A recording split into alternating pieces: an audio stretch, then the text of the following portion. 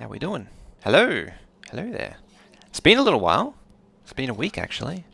Back from the trip on Wednesday, and then Wednesday, our brain was dead, and then, yeah, Thursday wasn't going to happen. I still feel, I don't know why, I just haven't really been able to properly recover from the trip. It was intense. Yeah,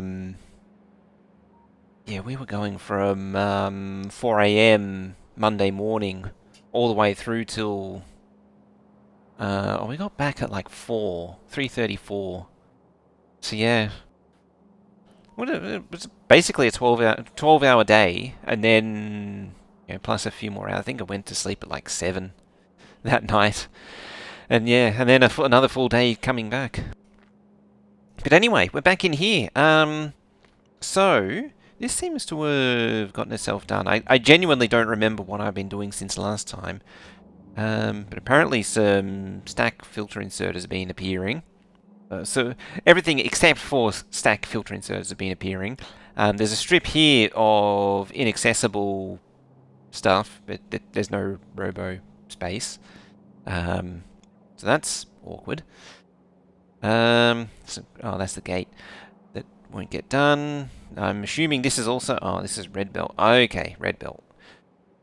But yeah, stuff's been happening here. Getting it done. Apparently we're making roboports right now. So why aren't we making red belt? Why don't we have red belt? I'm going to hazard a guess that we're not ordering red belt.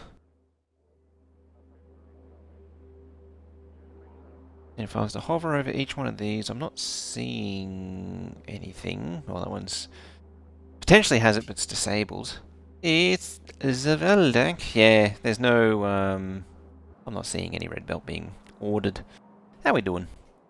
We're back. Twitch has all changed too. There's this whole collaboration thing now, apparently. I actually sort of knew about it because I saw the news that I heard of it was that Twitch rolled out this new feature, and then immediately it turns out that people can just slide on into your stream, whether you want them to or not. So that's a thing. Done troubleshooting game with Terraform code and Azure. Oh dear. Now, where was I with the... Oh, yes. So, I took the liberty of fixing this over here for the nth time. So it's aligned to the rail grid, 4 lines in, 4 lines out. It's a 3-way build this time. It's nothing particularly revolutionary. So I didn't really bother doing it on stream. Did a little bit of prep work with the landfill. For those wondering what happened since last time, this area here should still be... Or have you finally... I've been trying to drain the materials from the storage system here, or the logistics systems here, to get this done. You need steel now. Yeah, there's still like 47k plastic, 4,500 explosives. I might need to pick up this whole thing though and restamp it just to reset the productivity. Which is a little annoyance that needs to be done. Now, over here, we have a whole lot of trains which are fully laden with copper. And I don't really want to have to deal with it. I'm going to deal with it the only way I know how. That's one way to deal with it. But burp, and then burp, and burp, burp, burp, and burp.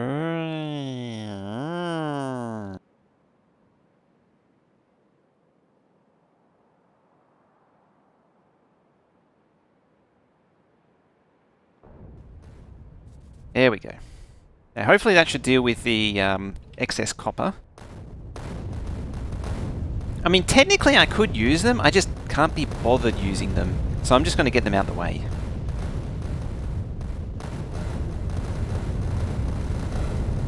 Also because it's fun to do.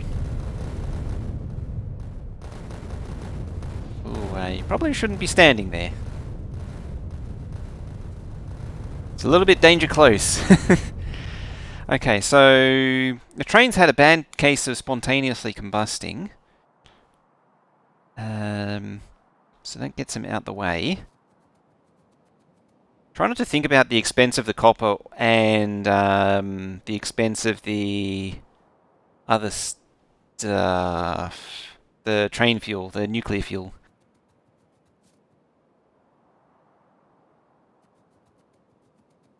This is legitimately saving so much time. Oh, this actually has some stuff in it as well. Let's get rid of that. Dropping back into Railroader recently, currently taking 45 car, 3,000 ton train across the map. Nice. Have you got unlocked past Bryson? Or is this still like Palaka Bryson?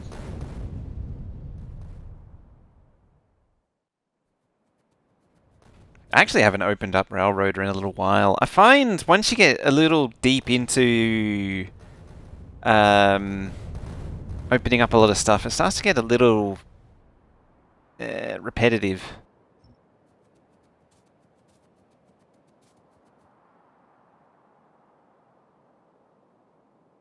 $8K, yeah. Couldn't send? Oh. Is the chat being like what it does best. Oh, you build the bridge to Bryce. Oh, okay. Yeah, the what is it? I've gone blank on what that area is.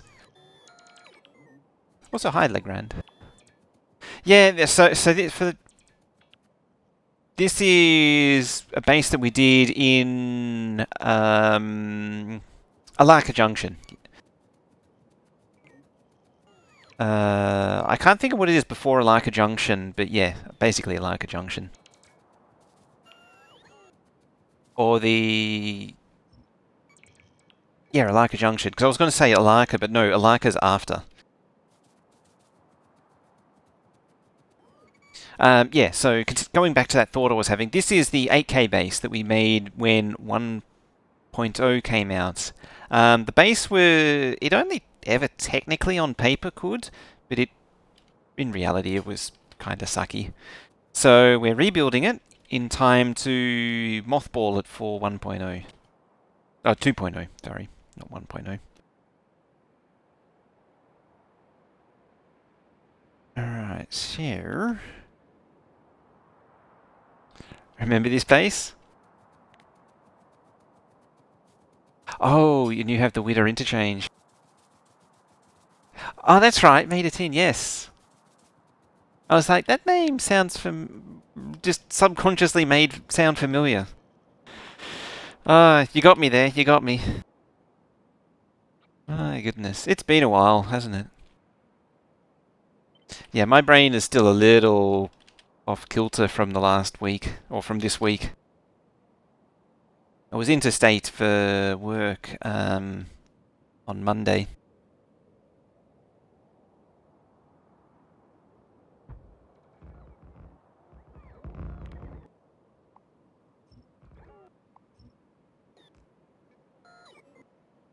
Didn't buy silver yet. Ah!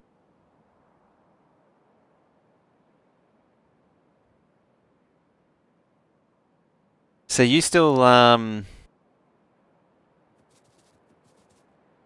you didn't bother with the Alaka strat?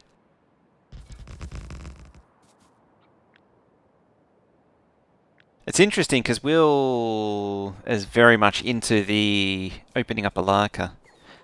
Ah, balls. It's the wrong way around.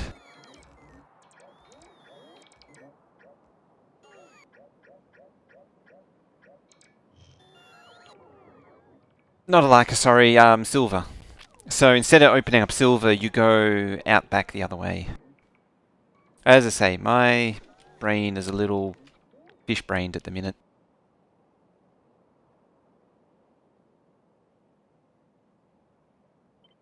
I'm just going to grab this end. Oh, actually, no. I won't do that. What I will do is grab this end. Yes, we're... these are the places in the game Railroader. So you start in a town called what is it called? Witter. And then you can expand north or east and west, north or south. And one way opens up a town called, or eventually opens up a town called, or it heads towards a town called Bryson, which is a major hub. It's got all kinds of track infrastructure that you can play around with. And then the other way opens up a longer route to a new exchange, or it turns into a new exchange siding where you change wagons called Silver.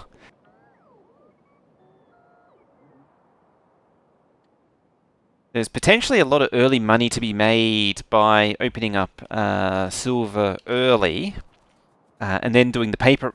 So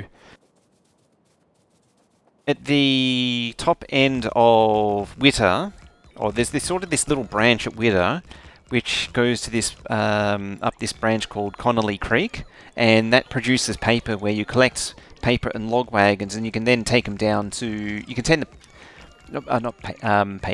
pulpwood, and you can take that down to Silver, where there's a paper mill, and you can have that turn into paper and paper-based products.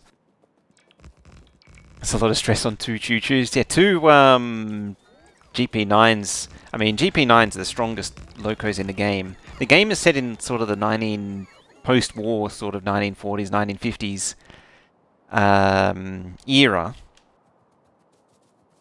And so it's a mixture of late steam, early diesel, with the early diesel being considerably better than the steam engines in every conceivable way.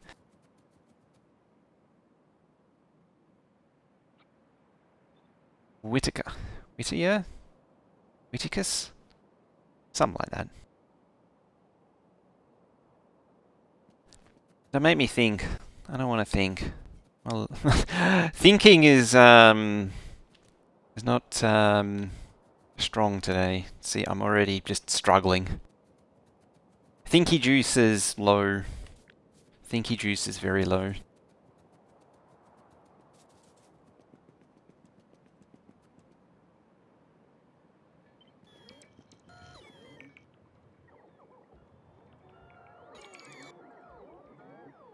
Okie day.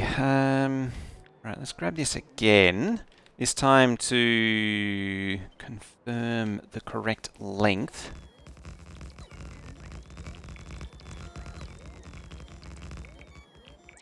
It's a bit of a faff, but I want to get it just right. It needs to be, so I've sized this up so that this straight section is exactly 90 track units long, which is about right, plus a little bit for a 416/4.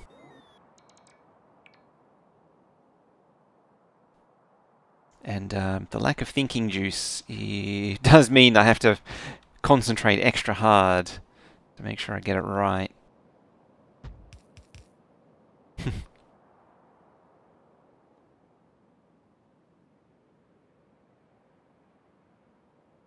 Yeah, so one of the big objectives of this rebuild is to turn everything into 416/4. So the ore trains were always 416, but I'm converting them to 416/4. One of the biggest issues with the ore outpost is the whole loopy-doop thing. It's just, I kind of did it for lols originally, but it really needs to be like this arrangement here to simplify things. And outposts don't really need to be high throughput for the most part, with lots of loopy-doops and things. On the other hand, the unload I'm perfectly happy with, because the space it takes is so much larger. That whole turnaround thing isn't nearly as much of a problem. It's just that a train trying to negotiate turning around into here, through and around is a lot less likely than trying to loop around the map somewhere. I mean, they'll basically always try and turn around in an outpost. Pretty much no matter what. Yeah, so future outposts will be Terminus style as well, but I kind of can't be bothered going through and fixing existing outposts, so I'm just going to leave them. I mean, outposts are really a consumable, so inevitably, eventually, they're going to be deconstructed. So that's my argument for not really bothering.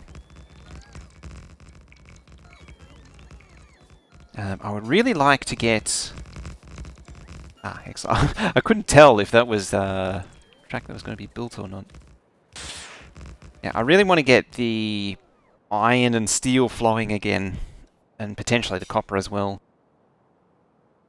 And then we can start getting the base up and running again.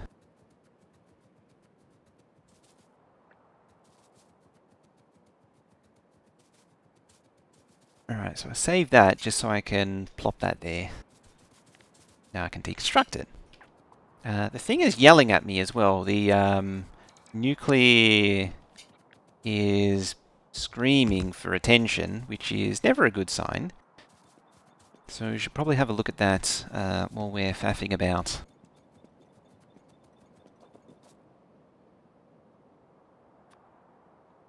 No, you.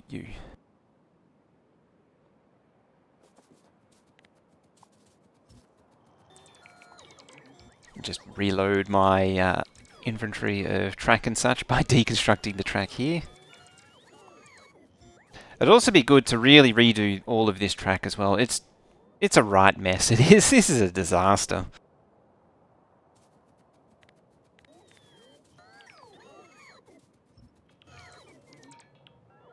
Meltdown imminent. Probably opposite of a meltdown in the sense that there's no fuel.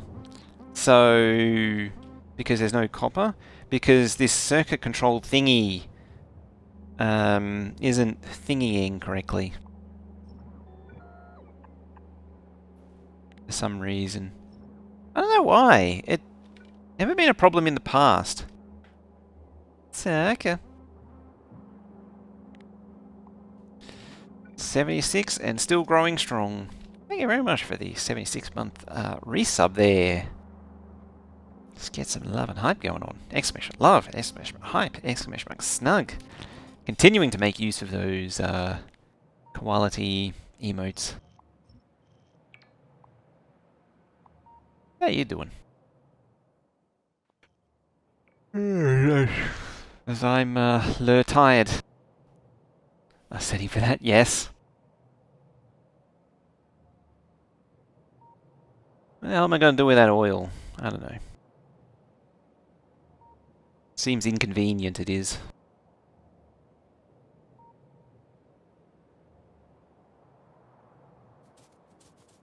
Alright, let's work our way back down. Seeing as though I'm kind of safer now with the nuclear crap.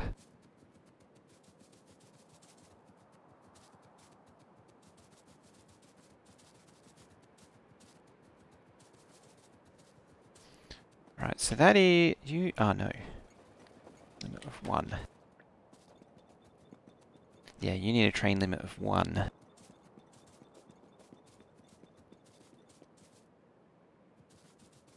Very specific number, but it's a very important number.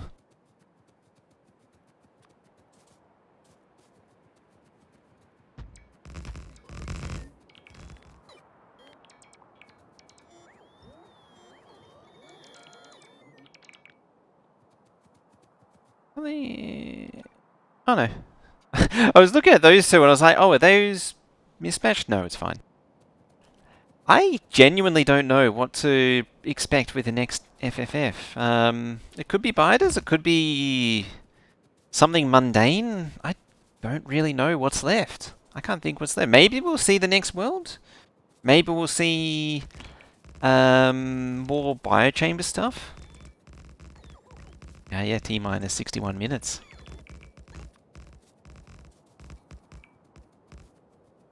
Meeting time. Right, I need to move this thing. And by move, I don't think I have a blueprint of it, so I'm going to need to copy and paste it. And also, it's a pain in the ass to move this thing. This thing is also almost obsolete. Meeting or beer run.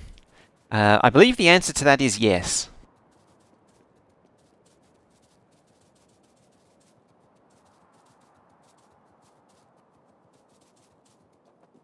I mean, I'm pretty sure I actually copied this already, but I'm going to do it again just in case. Ah! I saw that. I'm also slightly concerned that this is down to 89 when it was 120 before. We are down a significant number of artillery shots.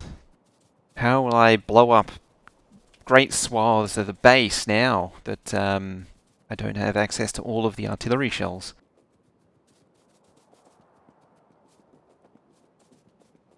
I do appreciate that over here is still slightly polluted.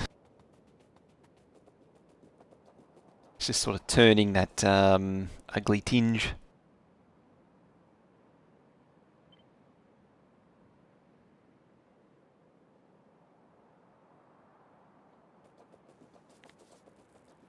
Alrighty. Yeah, blow up some random cliffs.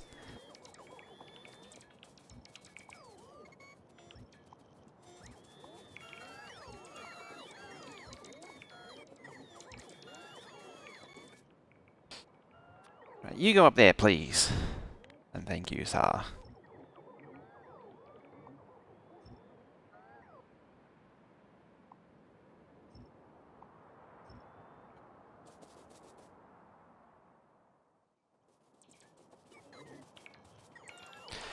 Yeah, with the trip, I didn't really bother taking any food pictures. There wasn't really anything. I was pretty much retreading well-visited, you know, been through the path already. There was a lot of repeat, so I didn't really feel it necessary. Probably the only difference, I think, there was vegetable lasagna for the dinner this time, which I don't think I had a picture of last time. I don't think. But, eh. I mean, I still did actually take a picture of it, I just never bothered posting it.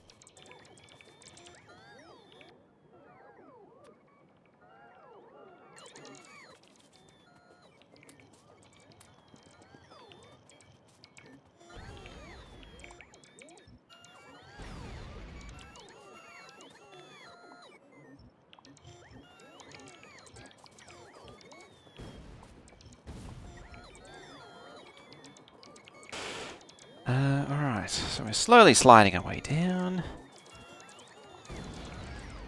I was just contemplating what else it could be for the FFF. We are missing details on what completes the fusion cycle. So that's left that loose end is still incomplete, because that's definitely a word. I'm trying to think. There are a few things that haven't fully been covered. The extra mystery science packs in one of the previous FFFs haven't really been discussed.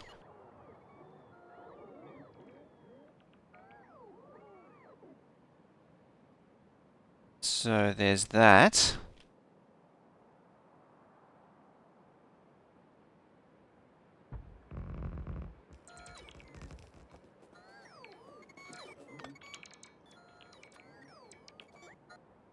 Somebody lost a planet. I'm sort of expecting the last planet to not actually be discussed.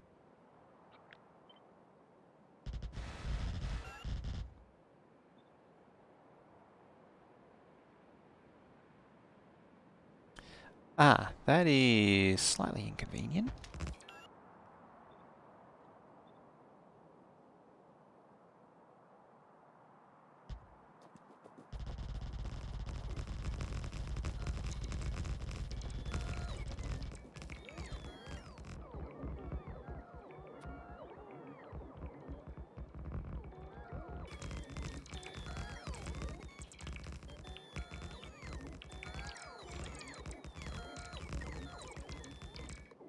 Hang on a minute.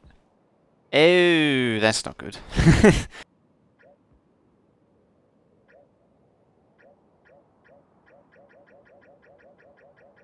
I've done a bad.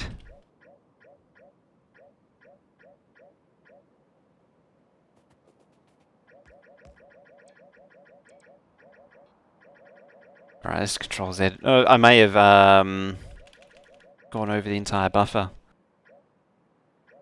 Nope, it's fine.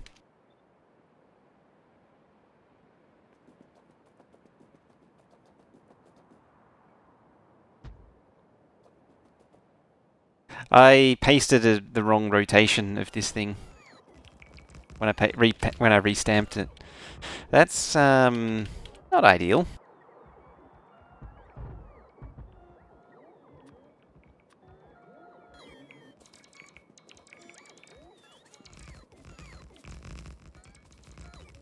Interesting. This doesn't have. Oh, it's probably a missing pole this side. I mean, if it isn't a missing pole this side, I'm slightly worried. Okay, I'm slightly worried. Oh, it doesn't plug into anything. Okay, never mind. Fine, fine. Nice dead the spiders. They can be useful.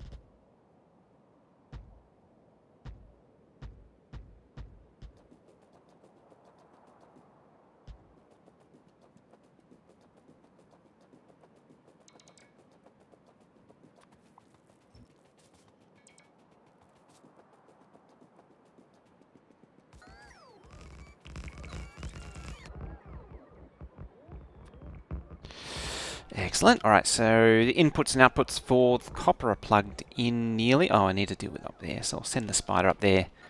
Ooh. Robo Jalil Baruch.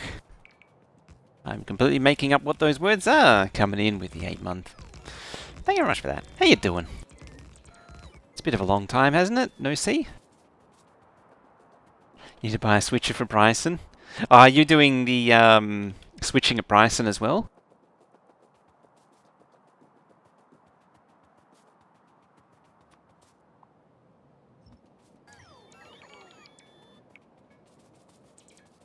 I don't know what it is with that game. Is it, if it wasn't for the...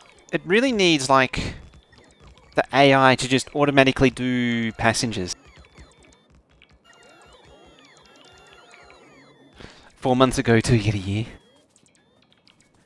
2 ago? Oh, yeah. Don't confuse Bryson with Dillsborough. Dillsborough Yard is kind of useless. It's too far away from anything.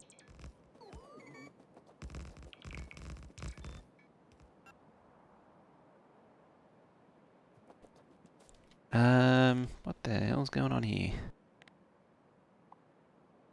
I mean, it's somewhat facetious. I know exactly what's going on there. It's overlapping with things that it shouldn't be. Oh, have you two run out of track? It finally run out. Chilling and playing RimWorld. Ooh, nice. That is a game I need to try.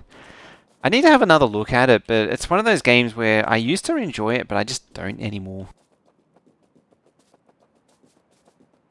I don't know what it is. I think it's because I sort of fell behind on the updates in the beta, and then you used to have to continuously relearn the game every time a new thingy came out for it. But yeah, it was an enjoyable game. Right, you.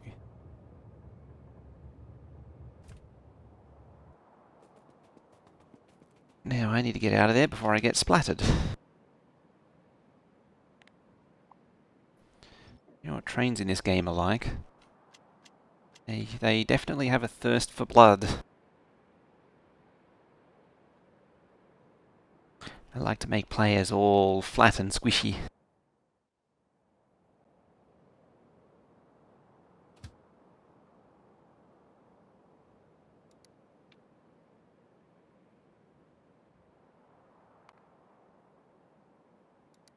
I wanted entry.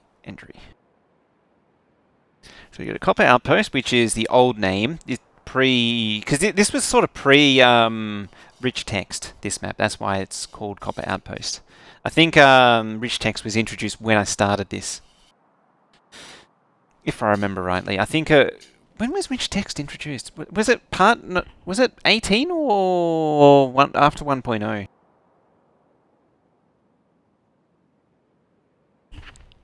I genuinely don't remember now.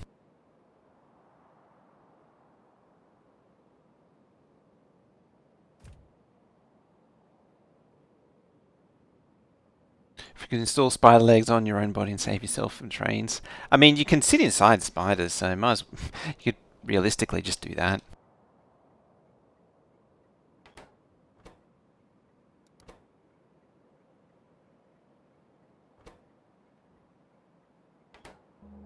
There.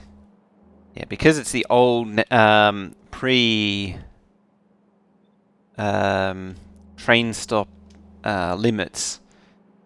It was named specifically for the task that it's doing, and it's not necessary now. So I'll make sure to do that now. Yep. Entry and hold. It's a soul burn. Play Noita and there's a perk that gives you spider legs. I've been told that is a fun game. And that I should play that.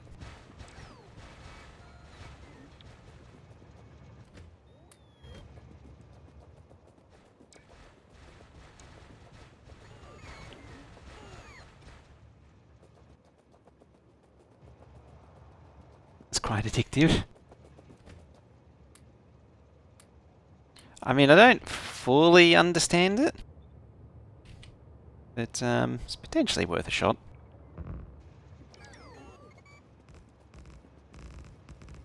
It does look very intense. Needing quick fingers and all that good stuff. I wonder if this thing can get home from me reversing it here. That's the true test. Can it pass through the entire smelter? And the answer is yes.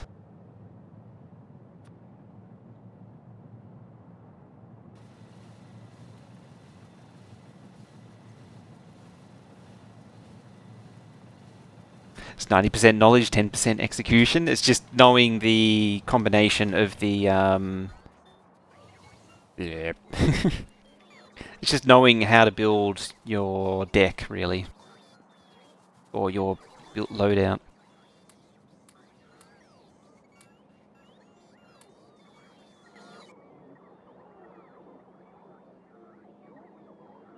Oh, the spiders are here too.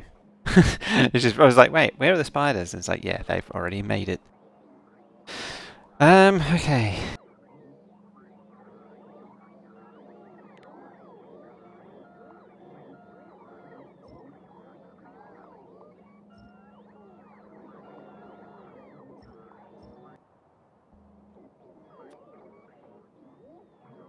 Send the bots on their way down to there.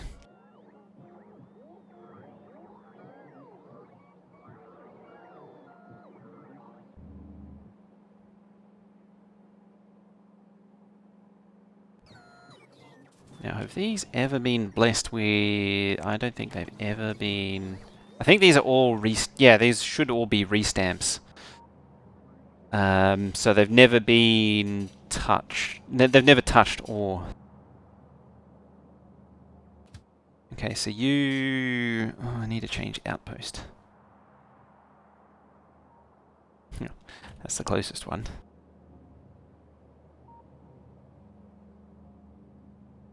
See, on the one hand... can I bulk change these? That's the real question. On the one hand, I don't want to... I'm too lazy, and I can't be bothered renaming them. On the other hand, I need to rename them.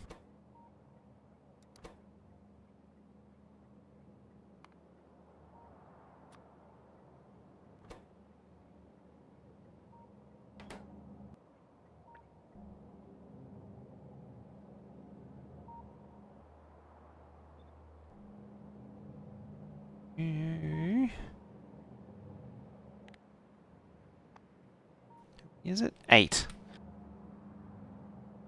3. And one up here? No.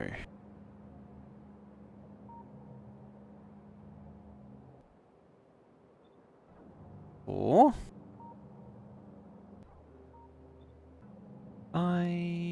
Hang on. Ah, okay, set train limit. 6. 7. There's probably another one around here somewhere. 8. Factorio's like 98% knowledge, pretty much. Factorio is very much a game where it's kind of difficult to get wrong.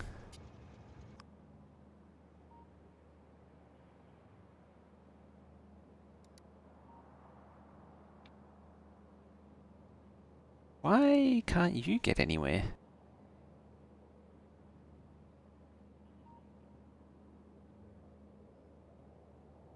Also, why is there still 2?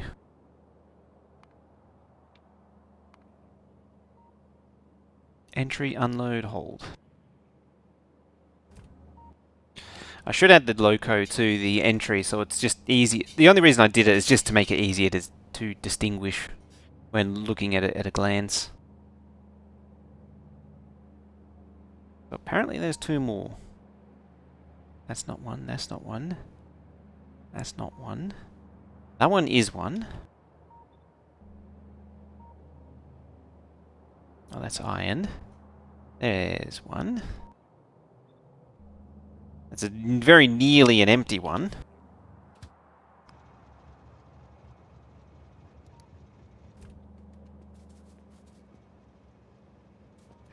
There's got to be a backwards signal or something.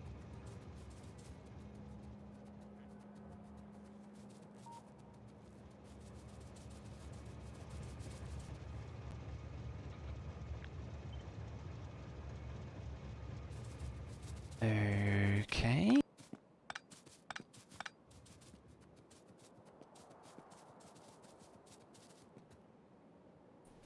Nothing wrong up to there.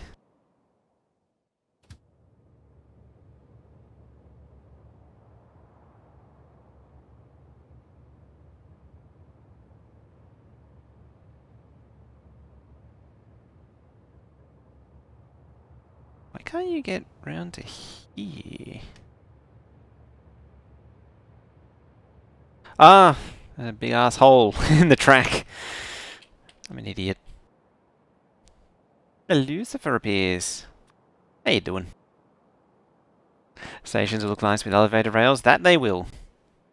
That they will. Yeah, with trains, it's always fairly evident why a train won't path, and you just got to... It's just a matter of systematically working through and finding out why or where the thingy is causing the issue. And as you can see, there's a giant ass hole in the track that I completely forgot about, and that's why the train couldn't get through. Yeah, you need to go to hold, actually. Okay-ish. Yeah, I'm alright. It's can't complain. Just really tired. I've been permanently tired all week.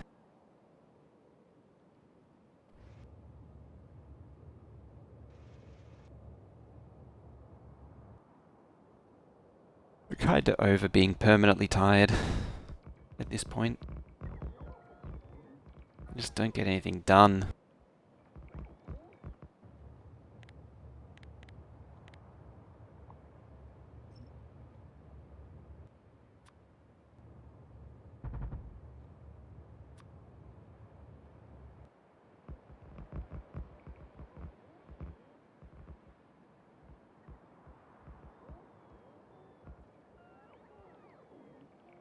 Giant asshole on the tracks.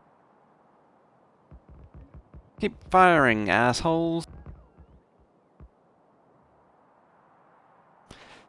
Train should be free.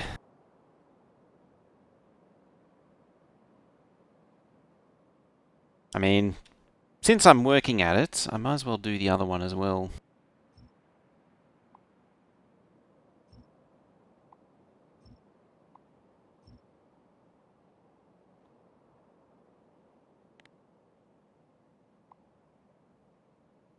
I have to let them go.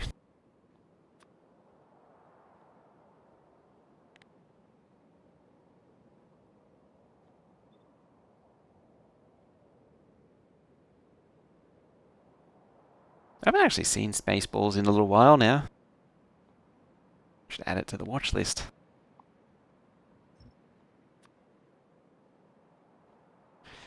It's actually kind of interesting. Spaceballs is one that sort of flew by me for a really long time. I didn't see it until like 2011 or 2012 or something.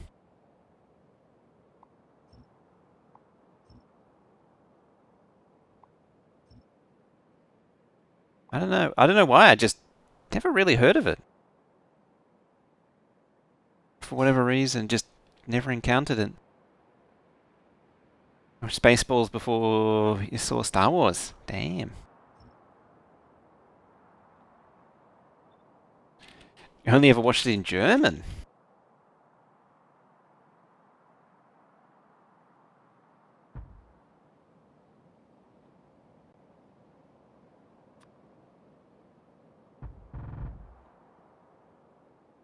Never watched it, but know the memes.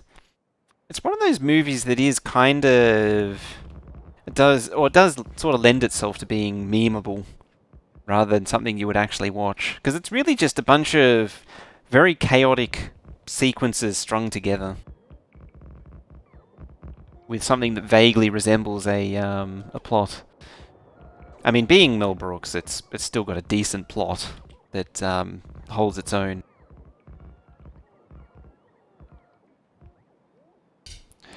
Radar jamming fell short in German.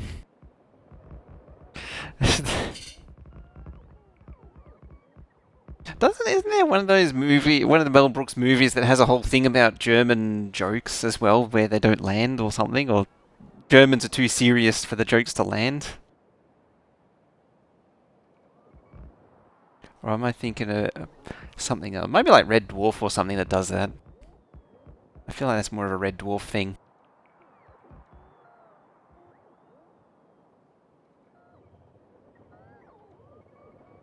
It's got the whole... Actually, that wouldn't make much sense in German, because Ace Rimmer fighting the Germans, speaking Germans. It's funnier with the German subtitles than or the English subtitles for the German speaking than it would be to have it the other way around.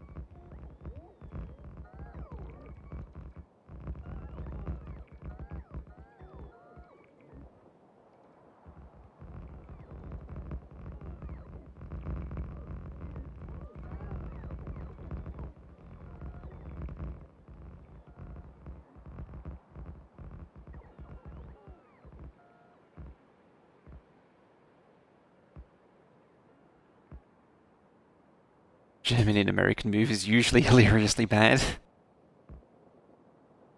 Usually nearly everything in American movies is hilariously bad. Because it's usually some absurd stereotype.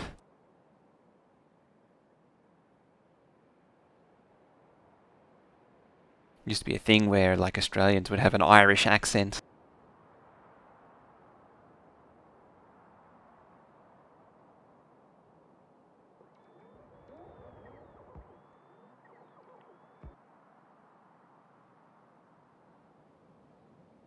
Mexico is orange. Oh yeah, yeah. There was a video on that, wasn't there? That came up in like a year or two ago, where they were talking about where they always apply a orange filter to Mexico for some reason, even though Mexico City isn't orange, but there's always this orange filter over it. Hey, Will, how you doing? I'm still rebuilding track. It's the never-ending rebuild.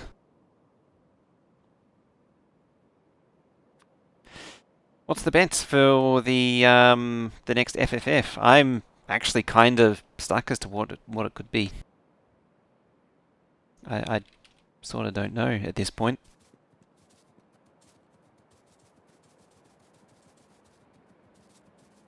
It's almost a throwback to the old teal and orange, which is thankfully something finally that's finally been broken. Cooling towers. You're leaning the same way. I mean, I sort of. The only way that I was going was we don't know about the closed loop of the fusion. I've already forgotten what it was. The other thing that we haven't learnt about that's sort of missing. Oh yeah, arachnophobia mode. We sort of don't know about what the alien artifacts is, so there's a loop to be or there's some loose ends to be tied up there. Potentially, it could just show us the next planet as well.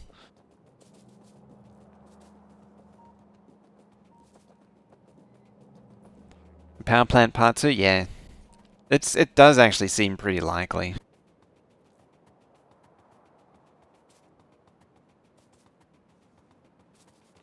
Oh, what else did I say before? There was something else that was missing, and I've completely blanked out on what it was.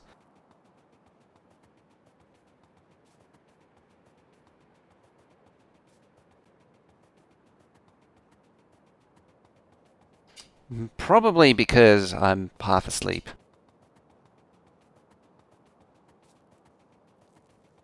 Yeah, I've gone blank again. Yeah, the fusion part 2 to close the loop. The 12th research pack. Because we saw a lab with 12 or 14 science packs in it. That's right. There's like a dark blue pack and another one that we've never seen before.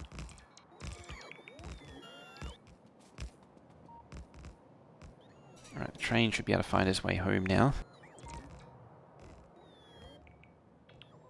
Super technical FFF on noise, terrain gen, resource distribution. Even though if we've had many of those, why not have another one?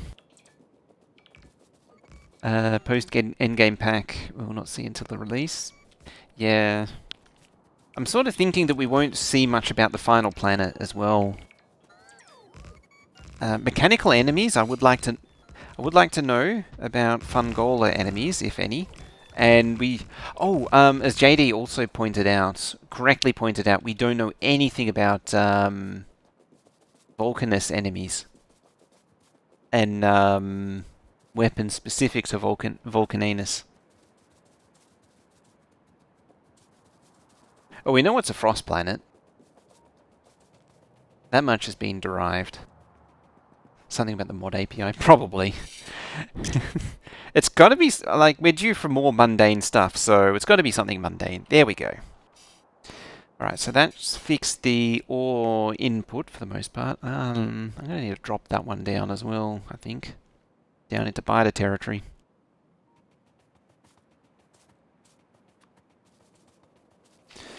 Or can I be lazy? Touch the booty? We could also learn about touching booty. Scared about the mod API changes. I mean, I think we'd more see. Aha. Additions to it than a lot of changes.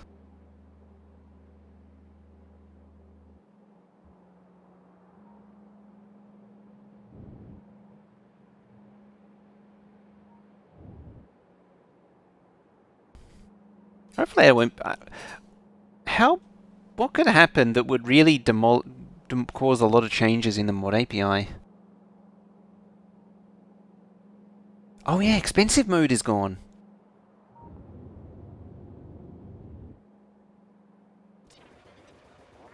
That's a whole thing. How's pollution now? I think it might be shrinking. I think it might be shrinking on pollution. It's like it's only down to there, and we did have the blue circuits up there.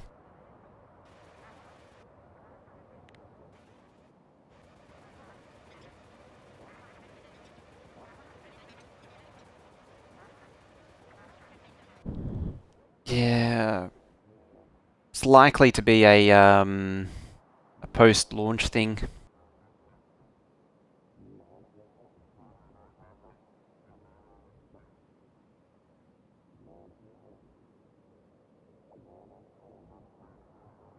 I wonder if rotating that one's the way to go.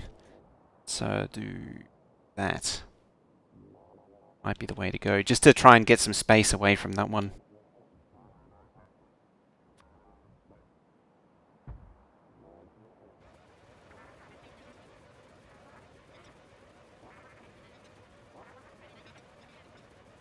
It's entirely possible some modders will be given access to, select modders will be given early access to the API as well, to assist with development.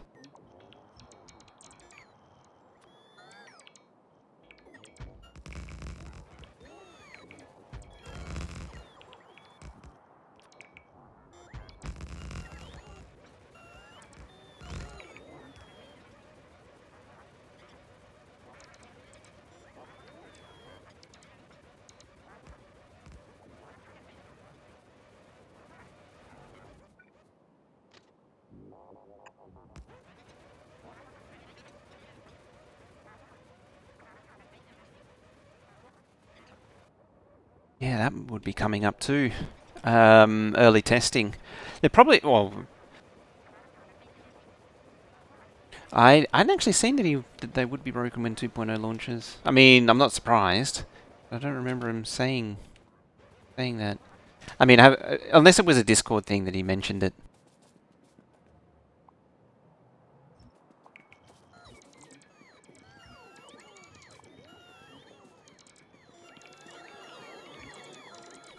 I mean, it's basically a whole 2.0 Space is a whole new game, so might as well enjoy it.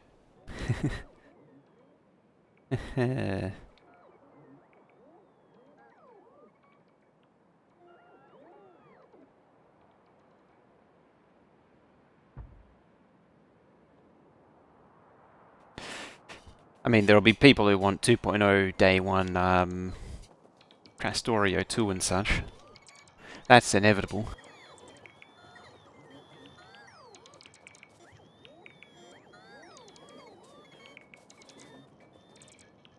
So hype for bridges? Oh yeah. I got so much redesigning to do.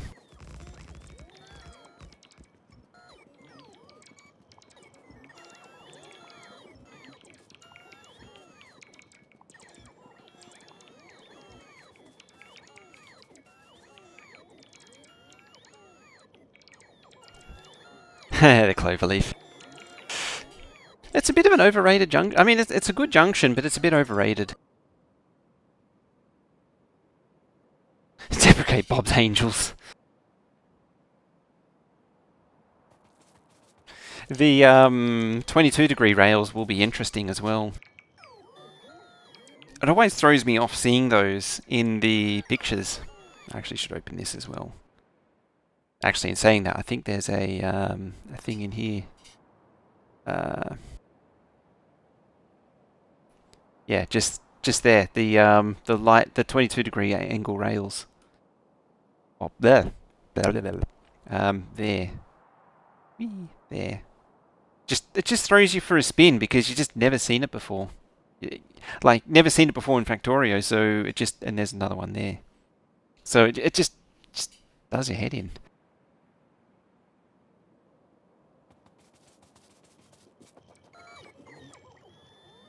Two layers of roundabouts, yes. Double-decker roundabout. Let's go. Be the first to blueprint it. Then you be the first to blueprint it so you can copyright it, claim copyright on it, and so nobody can have access to it. There you go. There's some thinking right there. That's some five-head.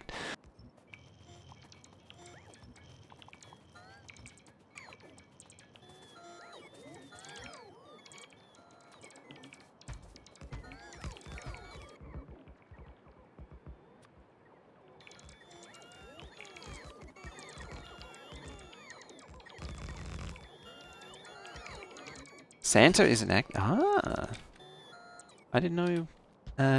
gone AWOL.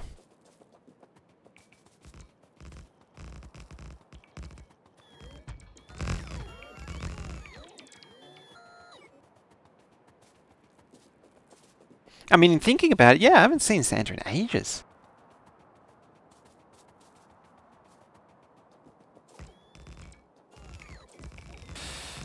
Oh, all those mods are going to make heavy use of spoilage, aren't they?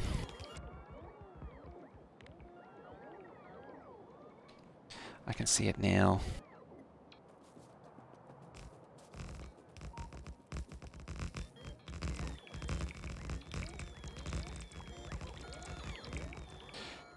What's this monster? This is a 4-lane T-junction with parallel lanes to help push more trains through the intersection. So each lane splits into 2, so that up to 4 trains, 2 trains from each lane can push through. There are worms here. You need to get fired. You're fired. I also shouldn't be battling worms. Yeah, Peaceful's on now.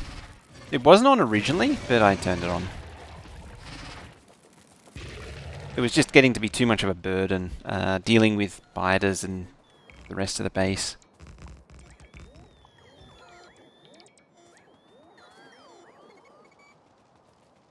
Immortal enemy trains. Trains are your friend. They just like to give you a big hug whenever they come past.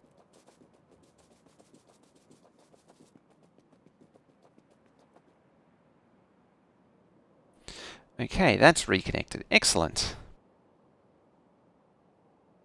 They are intense hugs, aren't they?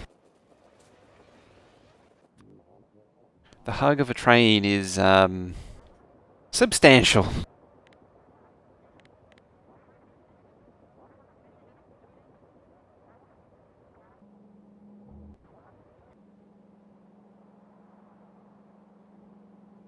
Interesting.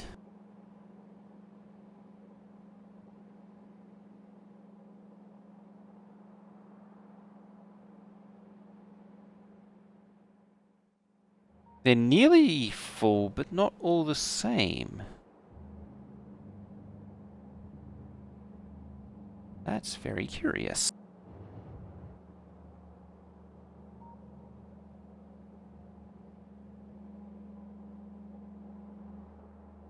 That's also very curious. The unloader is able to compress the belt now. That never used to be a thing. Is this, yeah, this is one of the earlier bases where I did away with balances. I think this was the first or second base which doesn't have balances. And James, you managed to get the peasant hello as an added bonus. I get to hear that like once a week.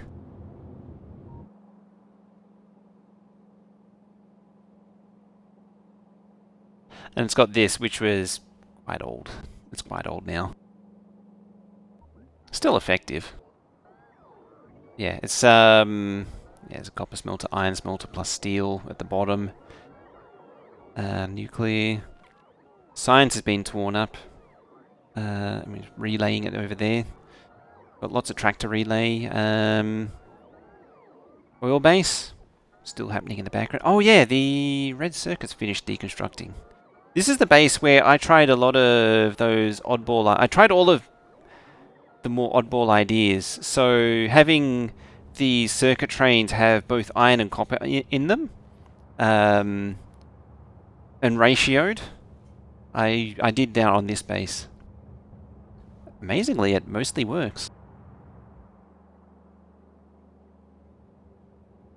Kept the nuke.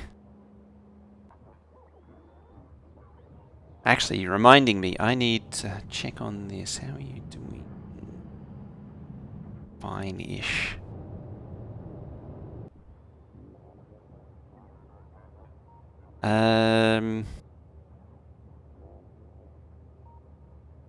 There was something I needed to look at. What was it?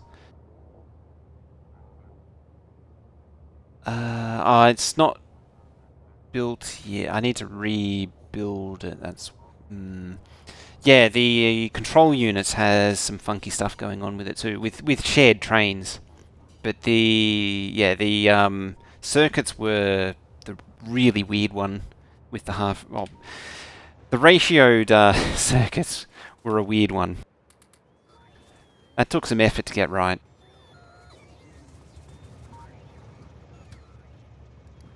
All right, let's go home.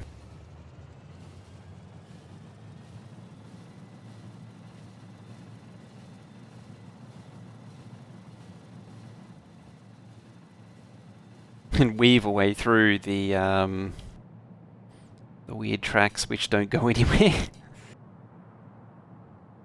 Oh, there's still U which hasn't been done. Get built. Hey, Sulfire, how you doing? They've got very used to RCU being gone. Not going to miss them. They are. They were always... RCU was always a ball ache of a recipe. Friend told me a bus line caused his chest to hurt. Don't know what he meant until I saw his world. I guess I made an ADHD spaghetti mess. Looking forward to the new DLC? Oh yeah.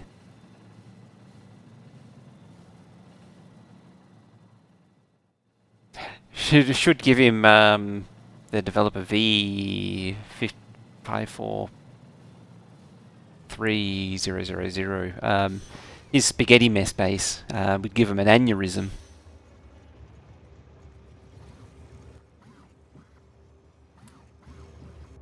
$453,000. That's the one. I always get the numbers wrong.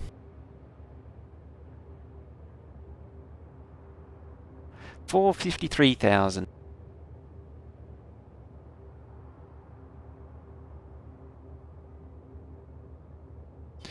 Yeah, a few people did base tours with that.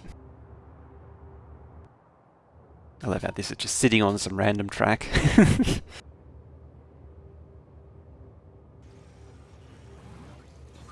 Bye, train.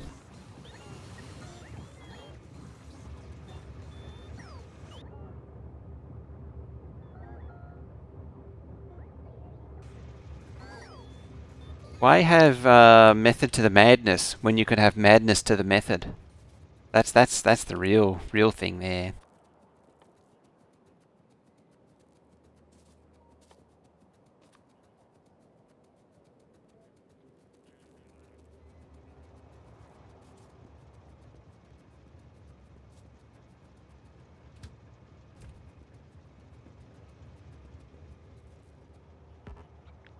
Okay, let's fix these, seeing as though they're partially ready.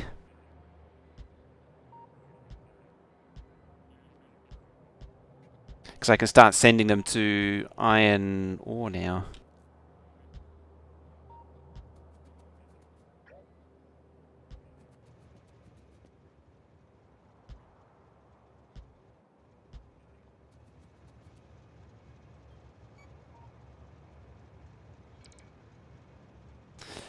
Still don't like trains just sitting there? Yeah. They're plotting. They're conspiring how to explode the juices outside of Exterminator. Turn him from an innie to an outie. 'Cause that's what trains do, don't they? They like to turn characters inside out. They give them a big hug, as we say.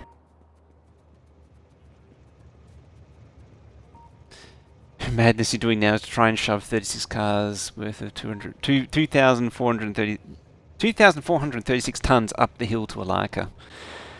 That's a bold move. That is.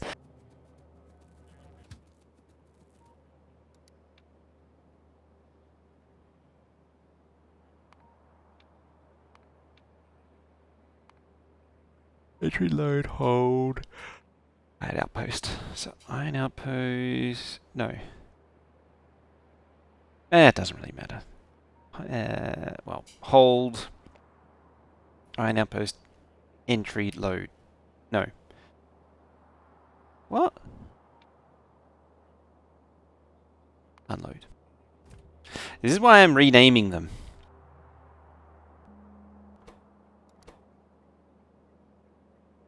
I'm fixing all the names properly this time. Just in case, for anyone who missed it, this save predates train stop limits and rich text. Just. So that's why it's named the way it is. This is named using the old convention where you had to send a train to a specific destination. So in this case, it's named for sending it specifically to the smelter. It wasn't until when we were partway through when that was changed. Right, you go down there and deal with that. Deal with that situation. Ah, you're backed up. How convenient. Unload, load. Oh, 15 minutes already.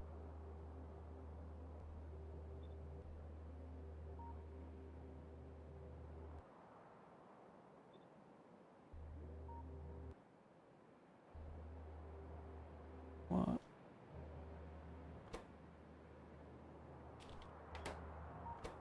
Yeah, make it 2.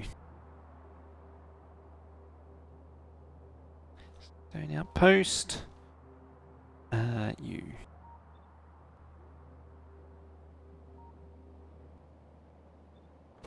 Ah, look at that. I guessed 2, and I'd already done it to that one. It seems like a reasonable number. Yeah, and that one's circuit controlled.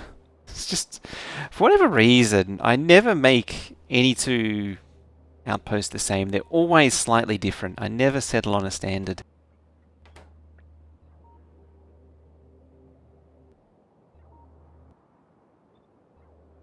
And I always end up paying for doing such things.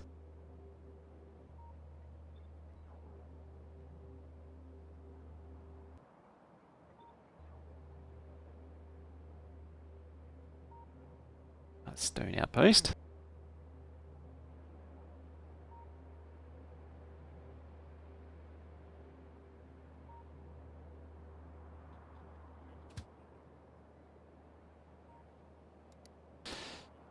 Hold, load, entry, unload.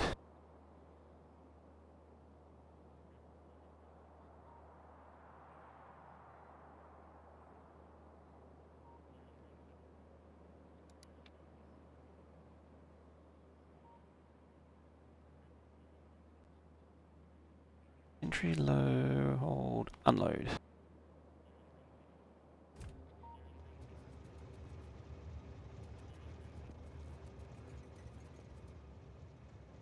But yeah, hey, you probably don't remember, but a few years ago I floated the idea of building a base with rocket silos and labs at the middle of the spawn location, building everything around a big, compact blob, and only a few raw resources coming in all directions.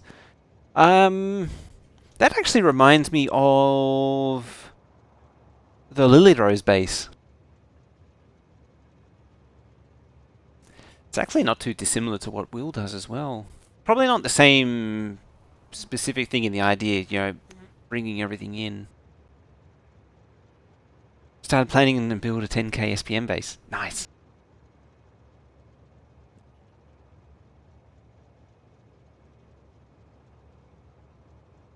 An idea that I have had floating a few times, thinking about it, but I never really. It's one of those ones that I probably will never do because it's not an interesting build. Is going excellent. Yeah, a repeating base. So you have like a 10k base that's made up of 10 1k modules or 20 500k modules. But as I say, it's one of those things that's not really interesting, a copy-paste base.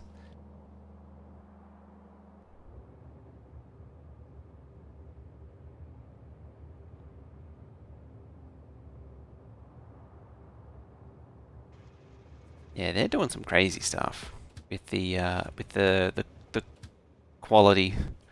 Whole no, you don't need a thing. Load, you need a full cargo. Entry doesn't need a weight condition. Unload needs empty.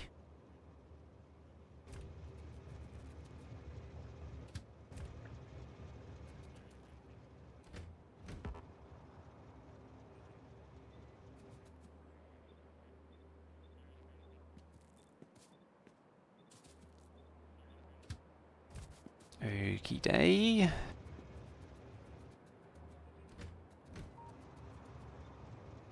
Bye, train. Guess you're going that way now.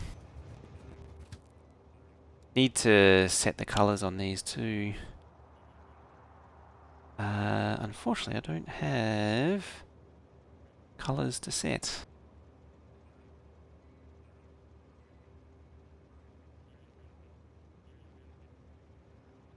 Factorio sheet. That's probably the best way to go. Colors 0, 140, 255. 0, 40, 255.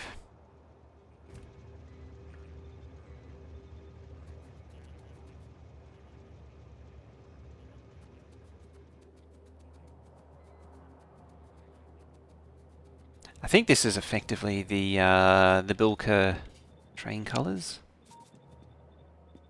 or at least the normalized one, community normalized one. Trains could take the color of the station. Yeah, that was a really great feature to have. Actually, that's something did we really learn much about that?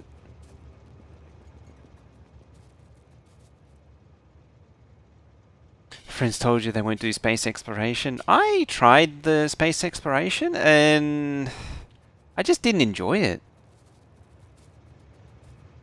It's really repetitive. It's just go to location, build stuff, repeat. Go to location, build stuff, repeat.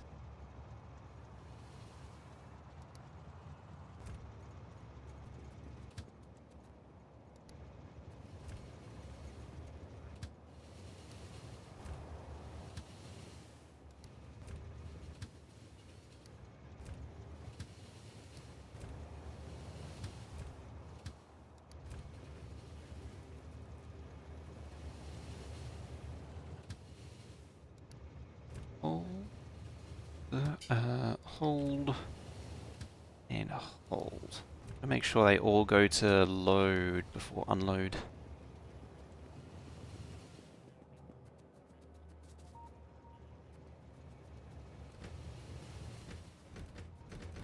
I'm slightly worried that it's going to have a contaminated wagon or something. A present?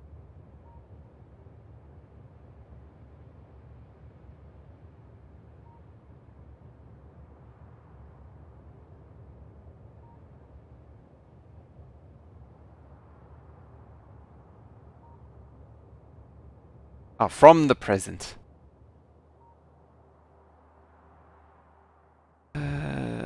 Some koala doobie is dumb. Sometimes. Really sometimes.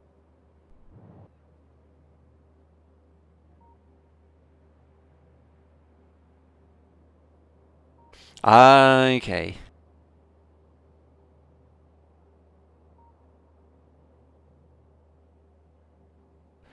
That makes sense. Ah, you can actually see the reserved stops.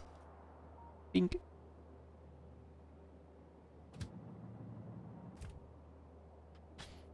Excellent. That'll get the iron and steel flowing again.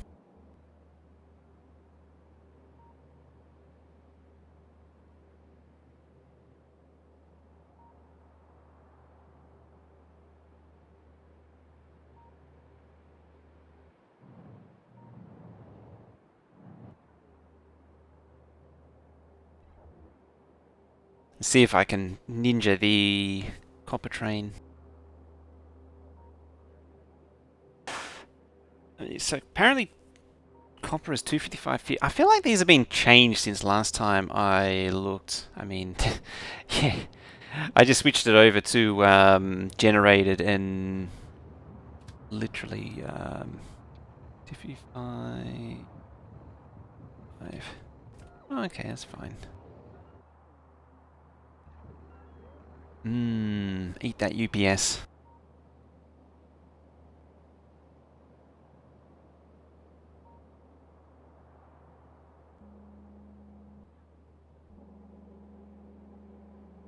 Why you?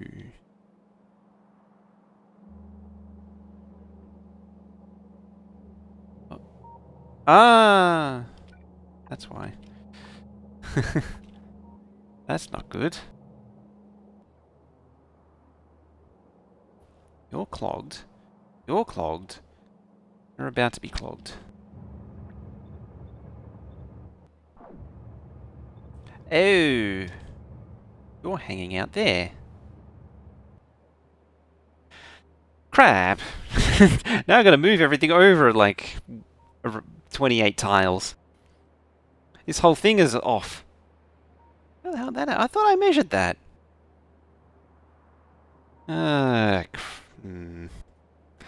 I'm just going to choose to ignore it for now.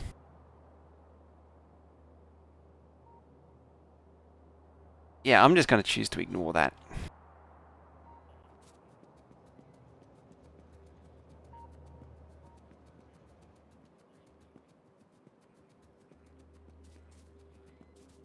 Yeah, I need to move. So I need to move it over by one rail grid, which is 28 tiles. Or 28 tiles? Yeah, 28 tiles.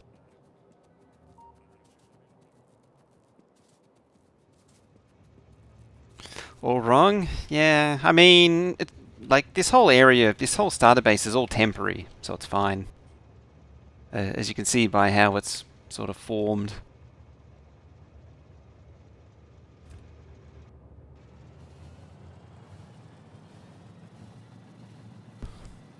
Three minutes.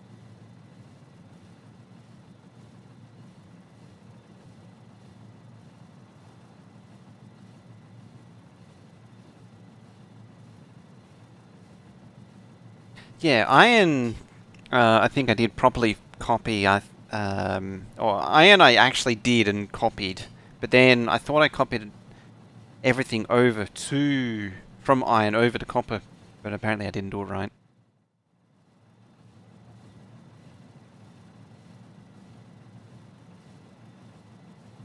See, the problem is I want to have it straight, so it means it's been work. It means work.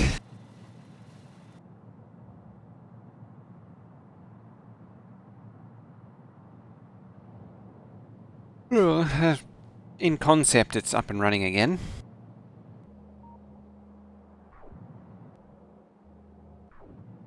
Which is nice. We are running iron and copper. Trains are flowing. This is good. That means we can continue fixing the rest of the base. I also forgot to deal with this. Yes, now I can run at a reasonable speed.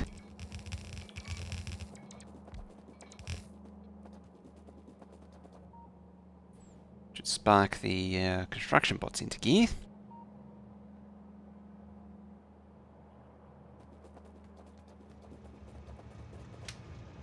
Yes, plenty of room here, it's just the other one.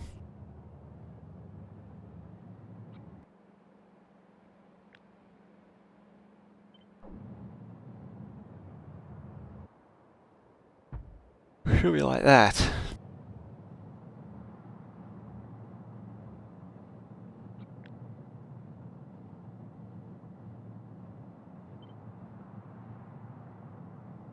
Which means it needs to be over like there. Yeah, it's actually not far off a rail block. It's up. Ooh, it's up. Dun da da da. Behind the legs.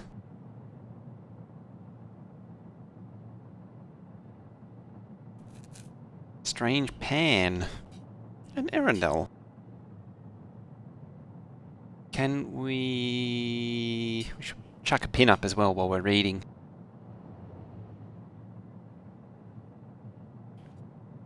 So we're getting a continuation of the pentapods. So last week, 424, thank you. Last week, we announced 2 entirely new enemies coming in Space Age, Stompers and Strafers. Well, technically there was 3, because there's also Wrigglers. This week, we're going to take you behind the scenes tour of some features, systems, optimizations brought to you by the adorable monsters that brought these adorable monsters to life. We're also talking about the techniques used to prepare last week's announcement. Got a louder ground. Oh, this is going to be a long... Oh, this is a long one. Yep. Yep. I think I know... boy, this is a long one. I saw the scroll bar and was like, oh dear. So who was it that said there was going to be a technical thing on map generation? I think you're on it.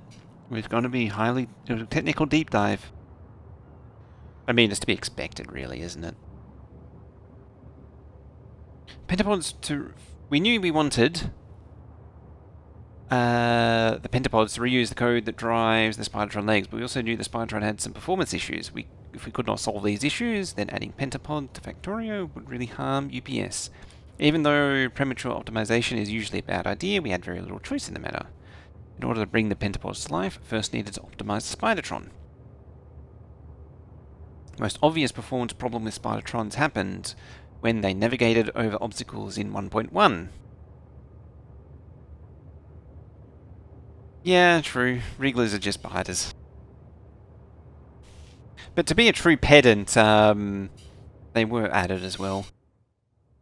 The most obvious performance problem with Spidertrons was when they navigated obstacles. In 1.1, you can observe a noticeable slowdown commanding a squad of Spidertrons when they cross a wide river. In some saves, as few as 10 Spidertrons could affect UPS, which is pretty dramatic. That's a lot. That's pretty crazy. I don't remember seeing it, but at the same time, I don't usually command large Spidertron armies, or I don't send them into obstacles like that. I think this save has a 6-way army. The first culprit I found was the algorithm that searched for the empty space to place a leg in 1.1. The algorithm scans an outward spiral, checking every 1/5 of a tile for collisions with the tile A water, that location area up to 16 tiles. Worst case is there are no empty spaces. The algorithm conducts around 6,400 checks in an 8-tile radius. So I can already see a optimization right there. Okay, alarm went off. Time to leave for work. I have a good day, James there.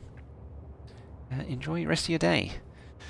Yeah, I can already see an optimization there, is that if you're looking to place a leg on a tile, and it's a water tile, you don't need to do any of these other checks. What is it? 2, 3, 4, 5.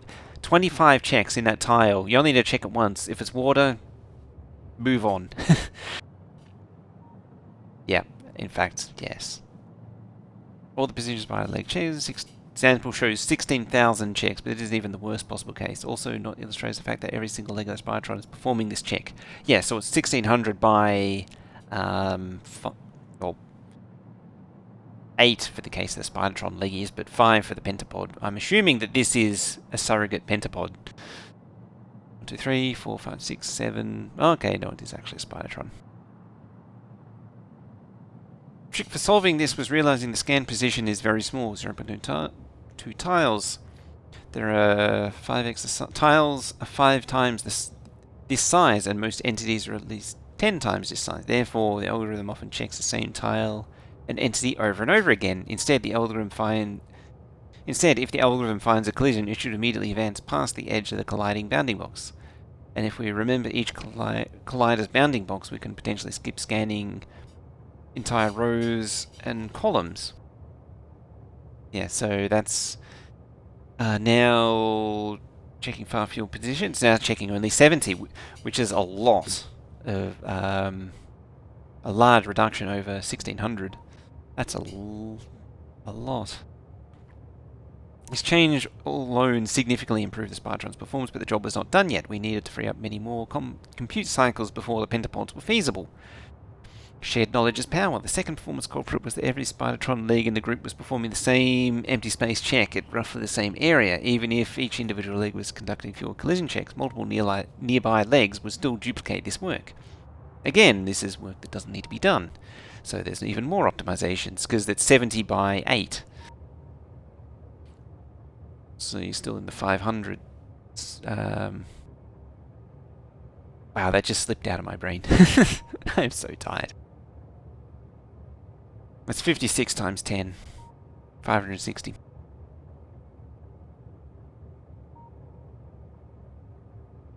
Where was I? Empty position, tiles away from the search with origin. We know it's completely blocked. We mark the inner square as search exclusion zone. Put it in it's in a list for future leg searches. We can check the list and skip collisions if they fall within that zone.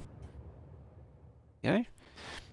It does lead to an interesting problem, though, is that if you optimize it to the point where there are minimal checks, you're now checking the zone, and potentially checking the list of already checked zone becomes slower again. I wonder if that comes up. Probing is fun, where sometimes doing the smart things is faster and sometimes doing the dumb thing is faster, because the dumb thing can be smart enough, though this looks to be the case, make smart and get better results. Sort of like a bit of yeah, it's just being smarter with I think it's more that there wasn't any real smarts already. It was just it was not even dumb, it's just brute force. After searching an area for empty space, the area is logged as search exclusion zone for the remainder of the tick. While other Spidertron legs will skip over this entire zone when they also search for empty space. Honestly, I had a little hope for this to work. The implementation is very naive, and the exclusion zones are only valid for tick they are added. But to my surprise, this little hack cut down a ton of time. After a few more adjustments and optimizations, pentapods are now feasible and could be added to the expansion. No word on numbers, though, interestingly. It's interesting the exclusion zone is per tick. Only valid for the tick that they are added, so they pretty much instantly are removed once they've move to the next tick. Final performance culprit that we will discuss involves algorithm that selects which Spidertron legs gets to move. You see all the improvements made to empty the search-based algorithm, there was still glaring inefficiency. Every leg, no matter what, if it's already moving or waiting on a moving neighbor, was searching for an empty space every tick while the Spidertron was walking. Each leg was assigned a score based on how far the leg needed to step, and only the leg with the highest score was chosen to move. If the leg was already busy moving, the results were simply thrown away. Yeah, on the next tick, that data would be completely invalid, and there's no reason to keep it. I mean, it's already searching every tick anyway. So, yeah. It's still a significant optimization.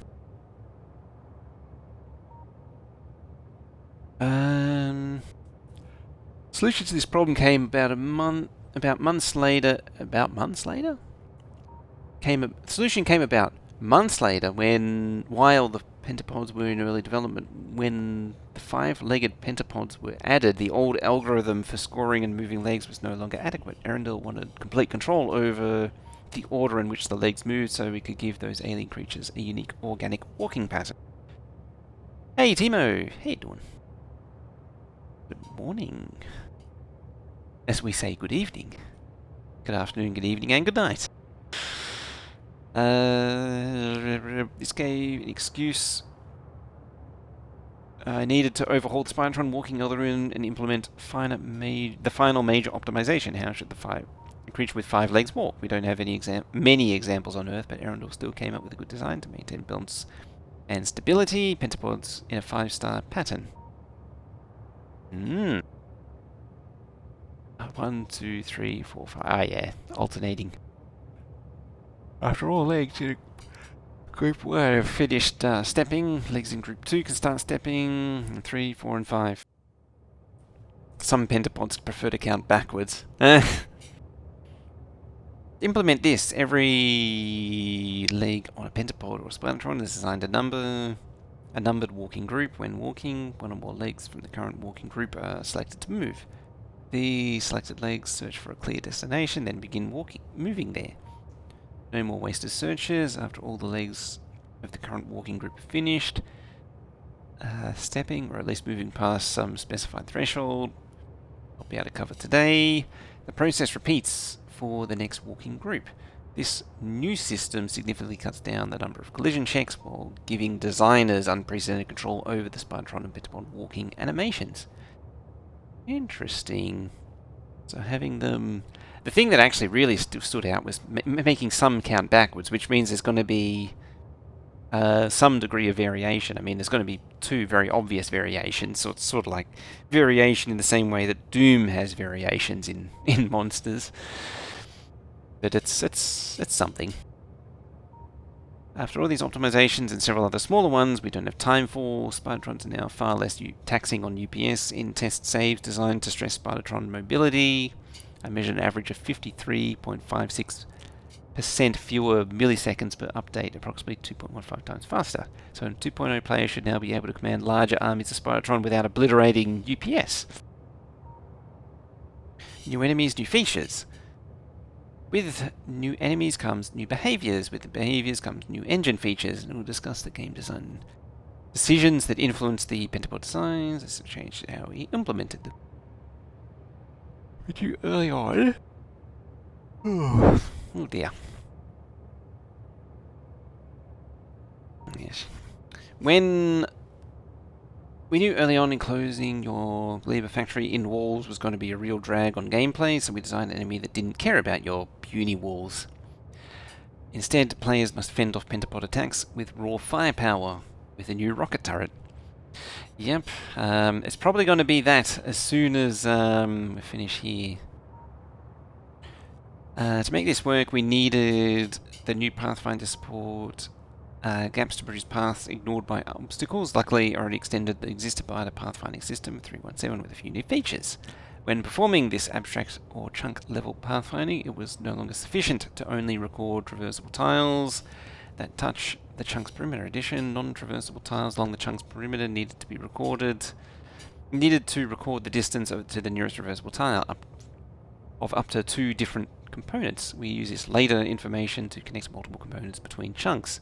Distance between these 2 tiles is calculated and greater than either delta x or delta y. I read that. I don't quite understand what that means. Traversable tiles within a chunk are grouped together with their distance less than the maximum allowable gap. Each tile, chunk, and border remains a distance. But your screenshot doesn't show an example of the angle edge. Sure.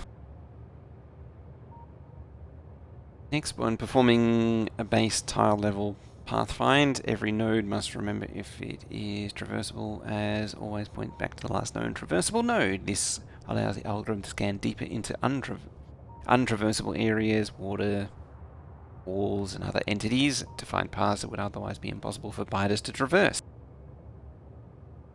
Node search of some distance into untraversable terrain, always pointing back towards the last node. Yeah, the traversable point. Typical pathfinding searches many more nodes than this illustrate. Oh, okay. Yeah, it's going to show every node that's possible in that position. The next line's really interesting. Discontiguous pathfinding will be available via the modding API. There you go, Lucifer. And Solburn. In 2.0, even though nothing in the base game currently makes use of it. I'm not actually sure what you would do with it, but it'll be interesting to see what comes of it. Spores in the air. Now that walls can't keep the pentapods out, the player has another problem. Pentapods could still attack any part of the factory from any direction. What is an engineer to do except surround the factory with turrets and weapons? This got this this was still not the strategy we wanted for our players, so we needed to make this strategy unnecessary. To accomplish that, we changed how pollution works. Enemy units, biters and pentapods alike, typically choose to attack targets based on pollution. When an attack party is formed, they pathfind towards the nearest chunk with locally maximum levels of pollution and attack entities in that chunk that are emitting pollution. They also beeline for any military targets as well that happen to be nearby, which means that radars in particular get obliterated. Well, their own water traversing enemies without the DLC? Yep. That's the thing that's going to happen.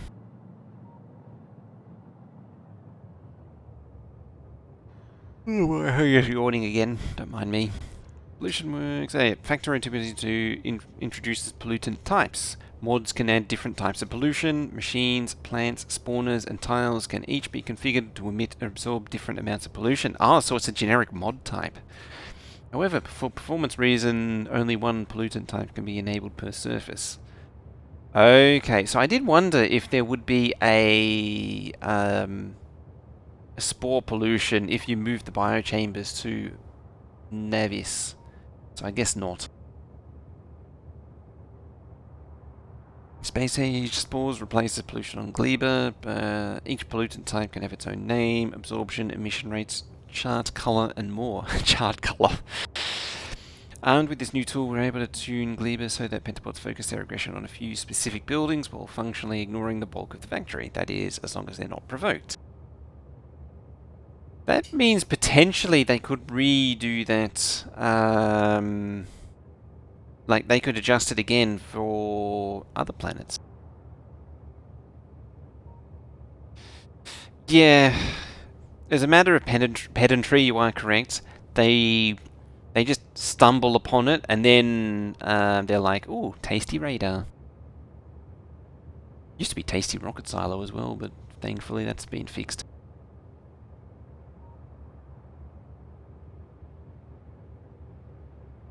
Pentapod legs needed a rework. Being organic creature, we want to minimize the amount each leg stretched and squished, and instead emphasize the bending at the knee and the hip.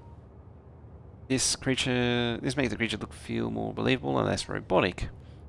When we even made these legs update their sprites based on their orientation relative to the body. This was difficult to get right due to Factorio's perspective and weird angles, but Frangel and Arundel did an amazing job.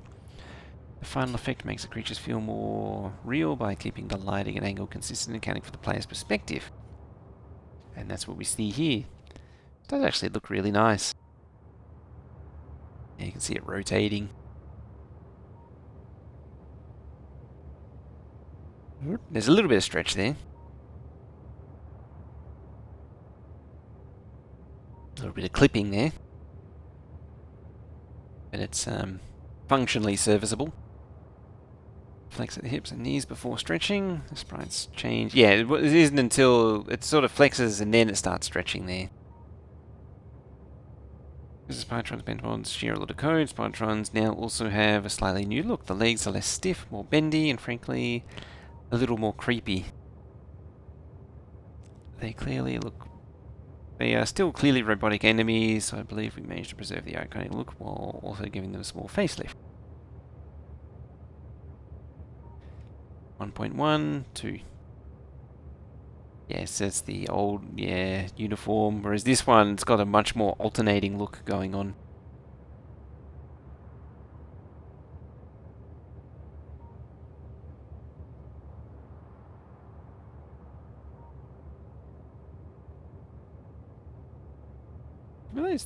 Hang on. Looks like the legs were dragging there. Sort of.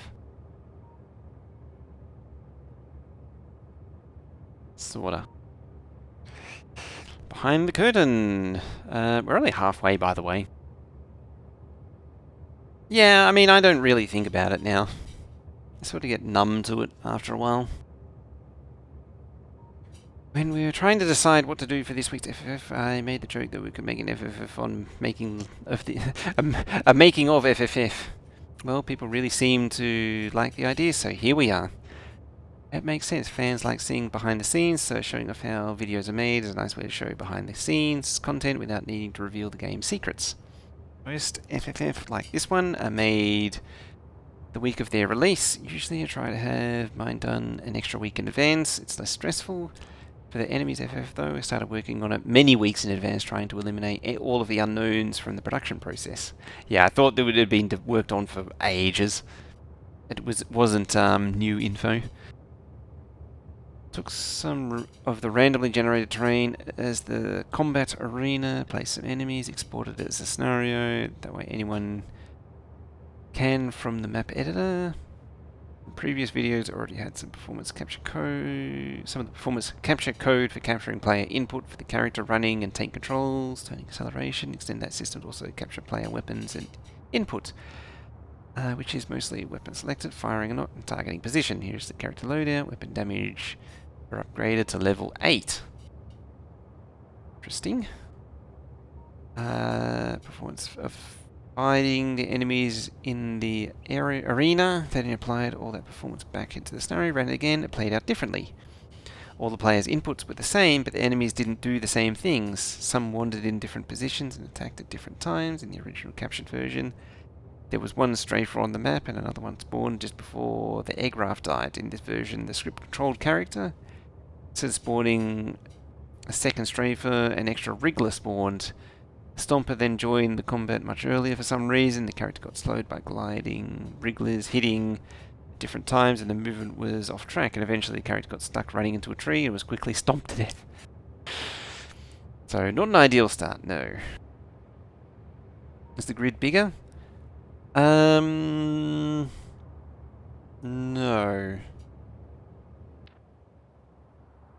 Yeah.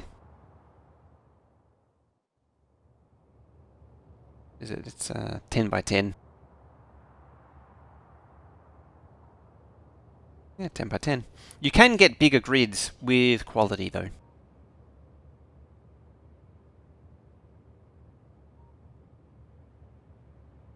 They use the battery one. Probably for trolling reason. Is there an alt text? Movement grid. After some testing, I realized it's just not possible to have a scenario play out the same way. Not an ideal start. Running the scenario again did cause things to play out exactly the same way, with the character getting stomped into a tree. So at least not re-rolling the entire outcome every time and start trying to figure out what exactly would or would not cause the outcome of the scenario to be randomized. After some testing, I realized it's just not possible to have the scenario play out exactly the same way as the input recording, because both the recording and code, application code themselves, are enough to change the outcome. There's no way around that. Which makes sense. Like, you would have to do, for that to be in sync, you would have to do it. You would have to actually control it manually at the time and play it back, all of the actions again. You'd have to play it back so that all of the random events play the same. If you're taking code and then replaying it not against the same game on the same tick, it's... Or is that what it's doing there? It might actually be doing that there, but interesting. If it is actually that way.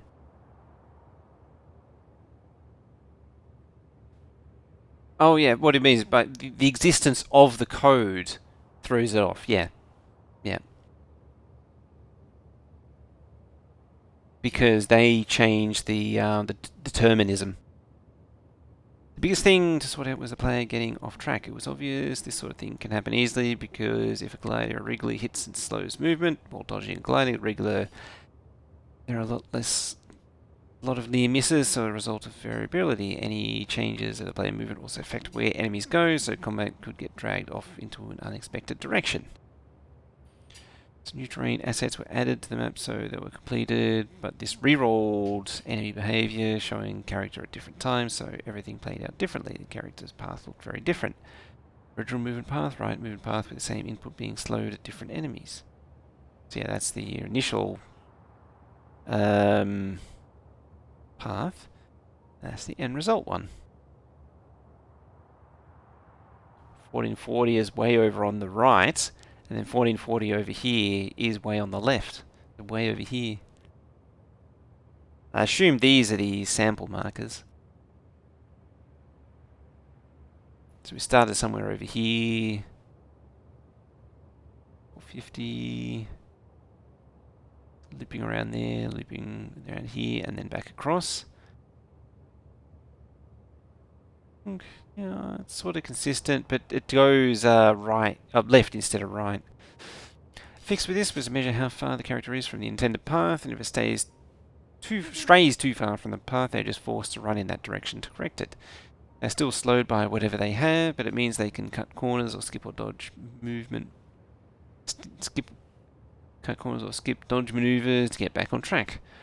Tracking player movement in this way also gave you a nice way to replace our camera system. Unlike previous videos, the camera is panning smoother over the landscape. This video follows the character's erratic. Would follow the character's erratic movement. Old Bezier control system, control point system for camera movement would be a nightmare to match the character movement. Oh yeah, that camera system is a thing. Takes the log character positions from the capture and smooths them out so pass with a few passes of relaxed filter, essentially making each point average a point after the other. Yeah. So it's just slowly panning instead of zooming around hyperactively. Good, nice camera smooth support. Follow every action well because it's centered on the character. Therefore, we have the secondary target system where you can move the target enemy camera and say some percent between the smooth path and the secondary targets. The layer of control can determine how strongly the camera is pulled to the second target. At the start of the video, the target is a graph, but its influence is set to 0. All our debug data enabled, yeah. It's even more zoomed out and even more squiggly lines. Won't really look into it. All of the positions and timings are more important than usual because everything in the combat is choreographed to the music. A graph just dies before the beat kicks in. Strafer dies when the melancholic tone of the music starts to sound a bit more unhinged. The stomper needs to die at a specific time too. More on that later. Along the way I get to learn what would change the scenario result and how enemies would be affected. We need to behave consistently as long as nothing changes. Swapping out a graphic is fine, but changing the graphic shifts is not. Moving an enemy or adding or removing a tree, changing a tile, adding something, adding some ammo to the character, even adding a decorative will break the result. Adding some ammo of all things. Spawner aircraft may not spawn a unit, or if they do, it could be a different type of unit. One time it randomly spawned a stomper, so there were 2 stompers. Yeah, that wouldn't go well. Scenario is part of a mod with a set of scenarios for a video, so it fixes the problem. Updated the scenarios mod so the spawners can only spawn wrigglers. You just lock it to that.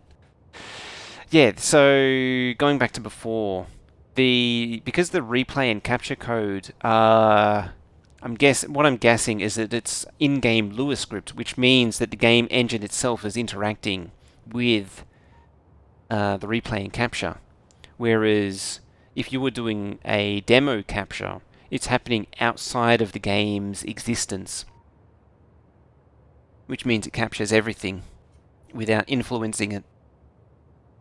Because yeah, the code is running inside the what would be the term? Inside the scope, inside the universe of the inside the sphere. The recording component is inside the sphere instead of outside. So it's capturing itself. It's probably the one way to frame it. But yeah. Spawned leggy pentapods had a 50% chance wait. Any of the pentapods can wander off in a random direction, so if combat starts, they might be out of range of the call for help and just never show up for combat.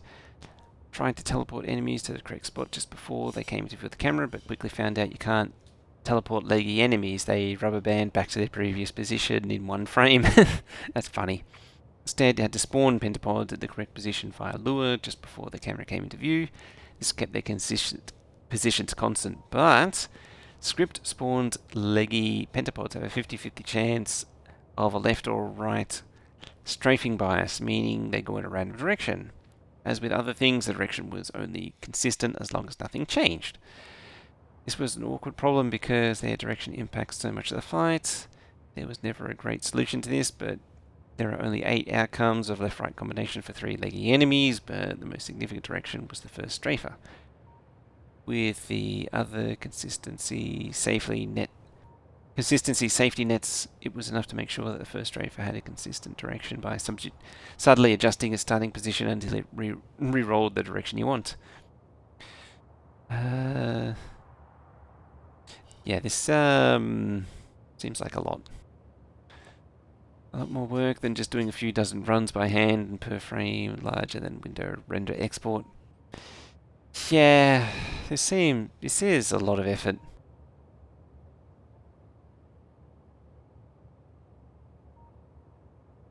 It wasn't until much later that I discovered the worst offender was of messing up the scenario simulation outcome, even though even the change in camera script code going from preview mode to render mode for saving screenshots is enough to break the scenario output. Yeah, because it's inside the influence of the game's scope, so it's always going to interfere with it.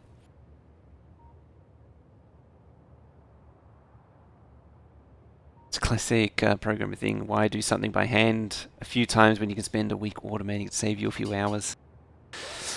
Clean coders. Clean coders will spend a month abstracting something to avoid writing the same thing twice. Even if it's like 99.95% the same. This didn't work out the way the preview showed. This catch didn't get noticed. That means that all the time spent previewing what would happen was useless because it didn't work out the way the preview showed. This catch didn't get noticed immediately because the first few times I went through the process, the render result wasn't noticeably different, but inevitably at some point it became a huge problem. Fortunately, I found that I could leave rendering on all the time, but the rendering reduced the capture size by 1 pixels, so even though it's still saving files, they're so tiny that it's really fast, and that's good enough for preview. No cost, no worry about cost, only abstraction. That's the only thing that matters for dryers and clean coders. So even though it's saving file, yeah, the weapon input capture records the time of fire, the position of fire, the gun to use. For wrigglers, it's okay. The aim assist chooses nearby enemies, so the inaccuracy still works. The rockets versus strafers, though, the position would be so wildly wrong, the rockets would usually target a wriggler, often not fire at all, and only very occasionally attack the intended target. To fix, I edited the input data to remove all rocket firing and instead use my event system to fire a rocket at a strafer directly. So you just automate fire. Basically making an AI at this point. A thought crossed my mind. It was like, this feels like it basically making an AI for like a scripted sequence. I say AI in a very loose term. It's really more like well, an event system for a semi-autonomous system. And that's really what it is. It's semi-autonomous at this point. With the flamethrower, there's no target locking, but the first use versus wrigglers, it always worked just fine. It's just near the start of the combat, so it's more consistent, and they're being led into a kill funnel anyway. In the last use against the Stomper's position is very unreliable. It would always be somewhere near the end of a random direction once the flame dance started. It got more consistent because it stayed in a small area. Just spreading flames in a circle made more sense. To fix the start of the sequence, though, add the script to make the flamethrower target the Stomper's position for the first 2 seconds, then switch back to being captured input. Just a bit of smoke and mirrors. AI has the new auto. Yeah.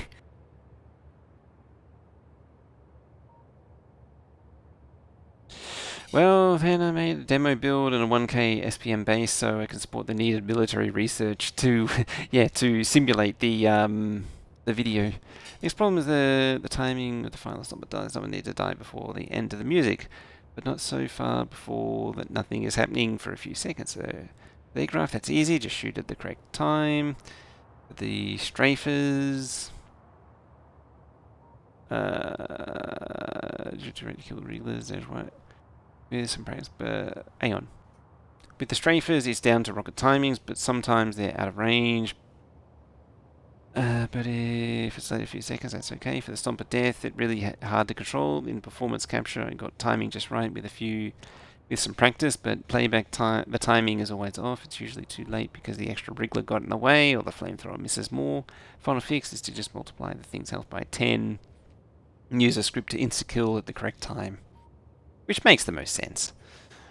Approximate damage inflicted by that point is still roughly enough for it to die if it had the correct health. I mean, it still looks legitimately like it's dying on command. It did feel a bit that way. Even when it is equivalent, it still always feels that way. A lot of work for automate. It is so much work to automate this thing. It is so over the top. Hope I hit anyway. Damage inflicted by that is still roughly the same. That is actually part of the strategy for spinning around with the flamethrower at the end. It ensures that some fire doing damage so it doesn't die while not taking damage.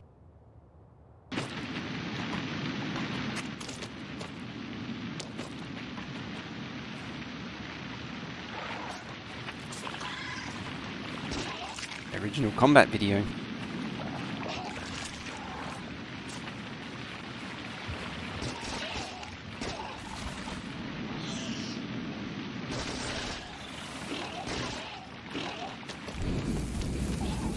See, it sort of works with the flamethrower.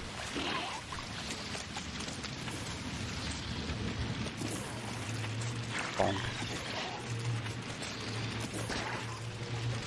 Yeah, see, now it's way off. See, he's not shooting the leggy boys anymore. It's a new biome. This is a whole new planet in 2.0.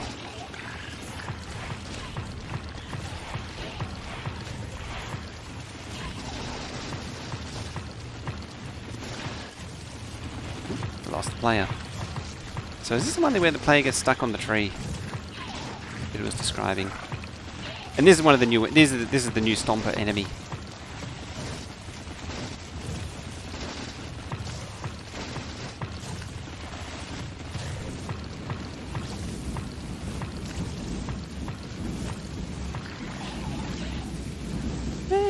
It sort of works, but it's, yeah, it died a little too early. Same scene as the original combat video, but the health bars are shown, and it's day for clarity over atmosphere. The Stomper's death. The time is not scripted, so this time it dies slightly too early, but re-rolling things can make it die too late. The character happens to survive this time.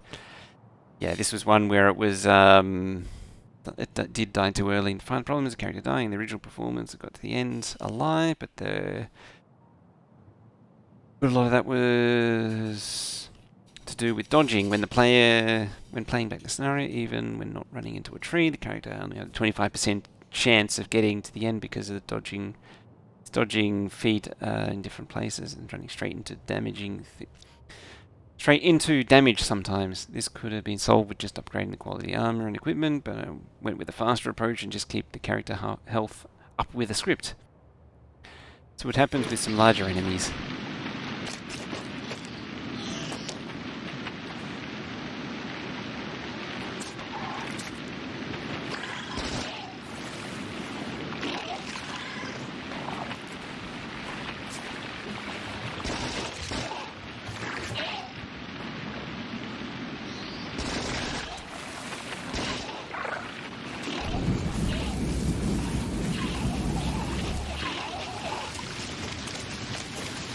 Comes Leggy Boy.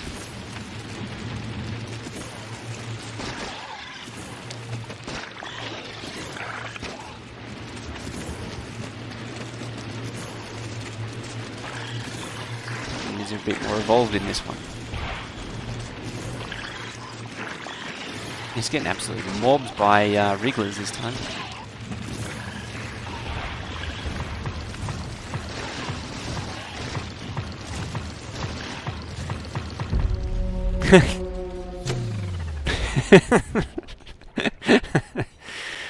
That's funny. Creating new life. Got stomped. Creating new life. Thanks for joining the FFG.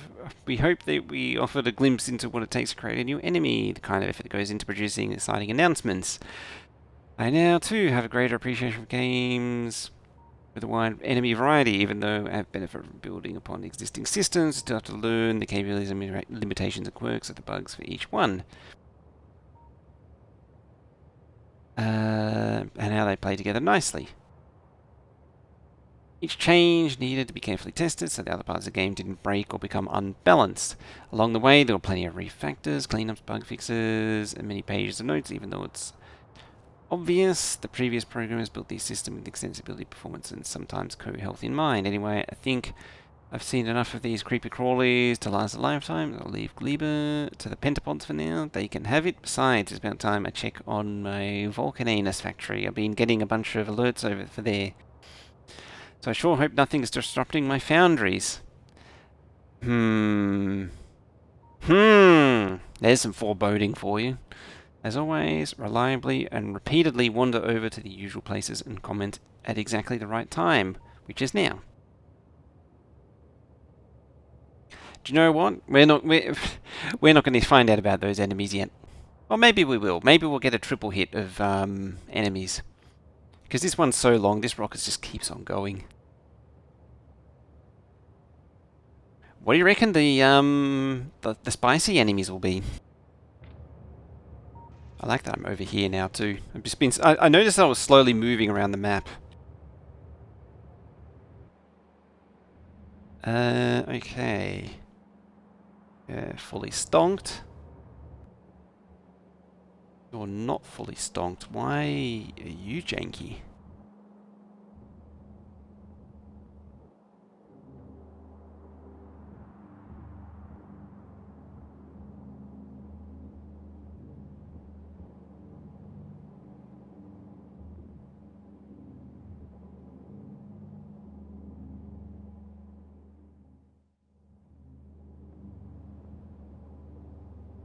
Ah! Oh dear.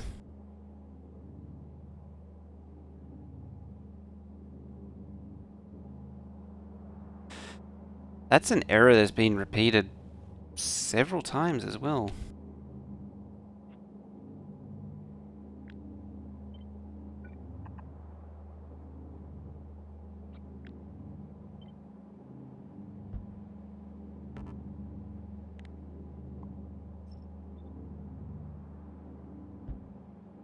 That's actually a major problem.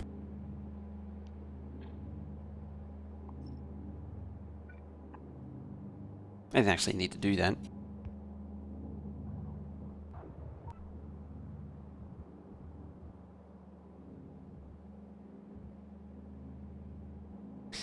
Well, at least they're consistently wrong.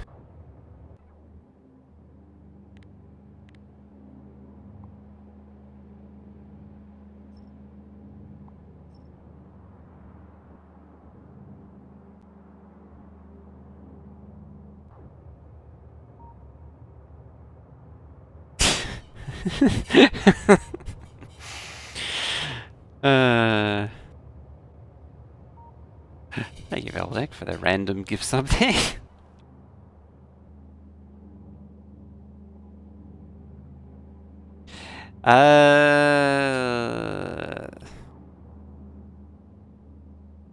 That just shouldn't be there.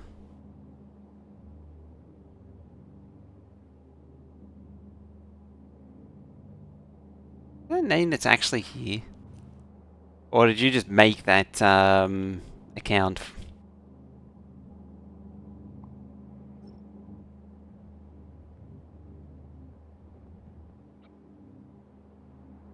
Hey, Devil Dude, gifting a sub. Thank you very much for that. To, nuke it all. Yes, nuke it all. It's slightly different, apparently. Is it? No.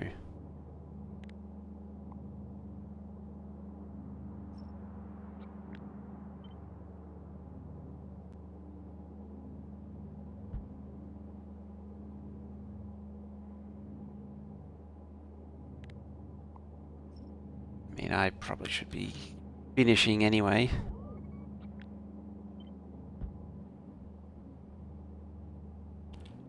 And going sleepy sleep. Yeah, that's gonna need some work.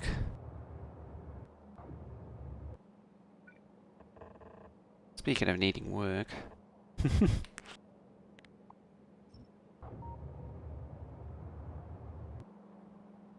What do we got now? Veldak. Gifting a sub to Sleepy Koala. How many of those have you made?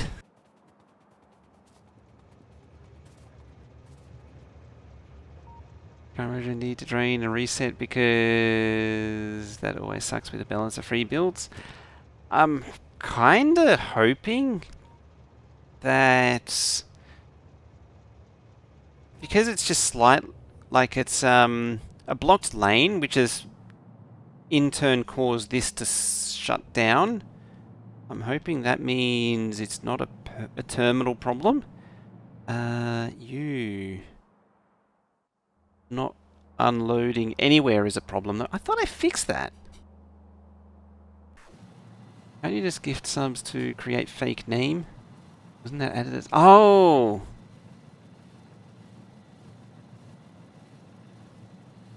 I forgotten that was a thing.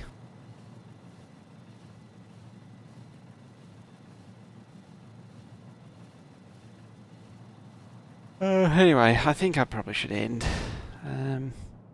I'll leave it on a cliffhanger. I mean, we've got to fix copper. Iron is more of a problem.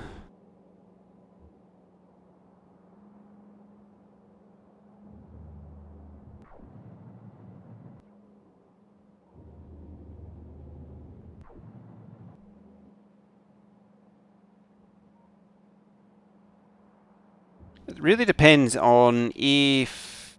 Yeah... So... You gifted it to yourself. Just trying to think. It may have gone into the wrong chest, which means, yes, it will be out of balance. I might be able to save it by readjusting the balance, readjusting the chest manually, but I'm not sure. It's only when it's really early days that that's possible to do.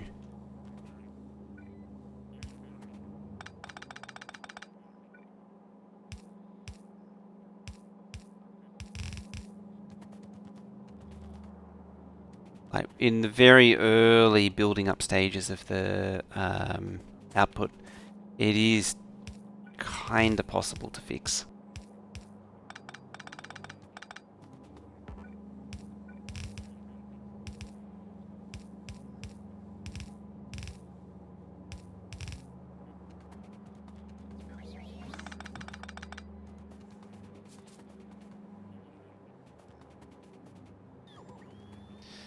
And that one's okay, I think. Because apparently it's all cut. Sure.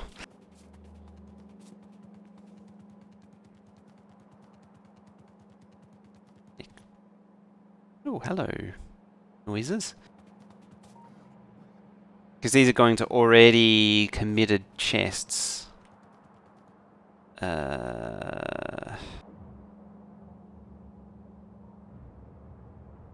There's another janky one.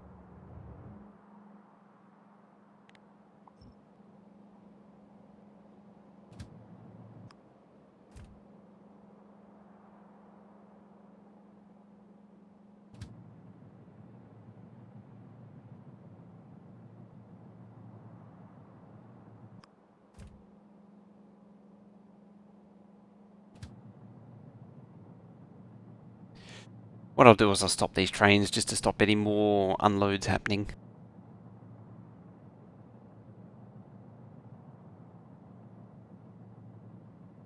Then it's going to be a future meet problem, because I'm going to need to end it right here.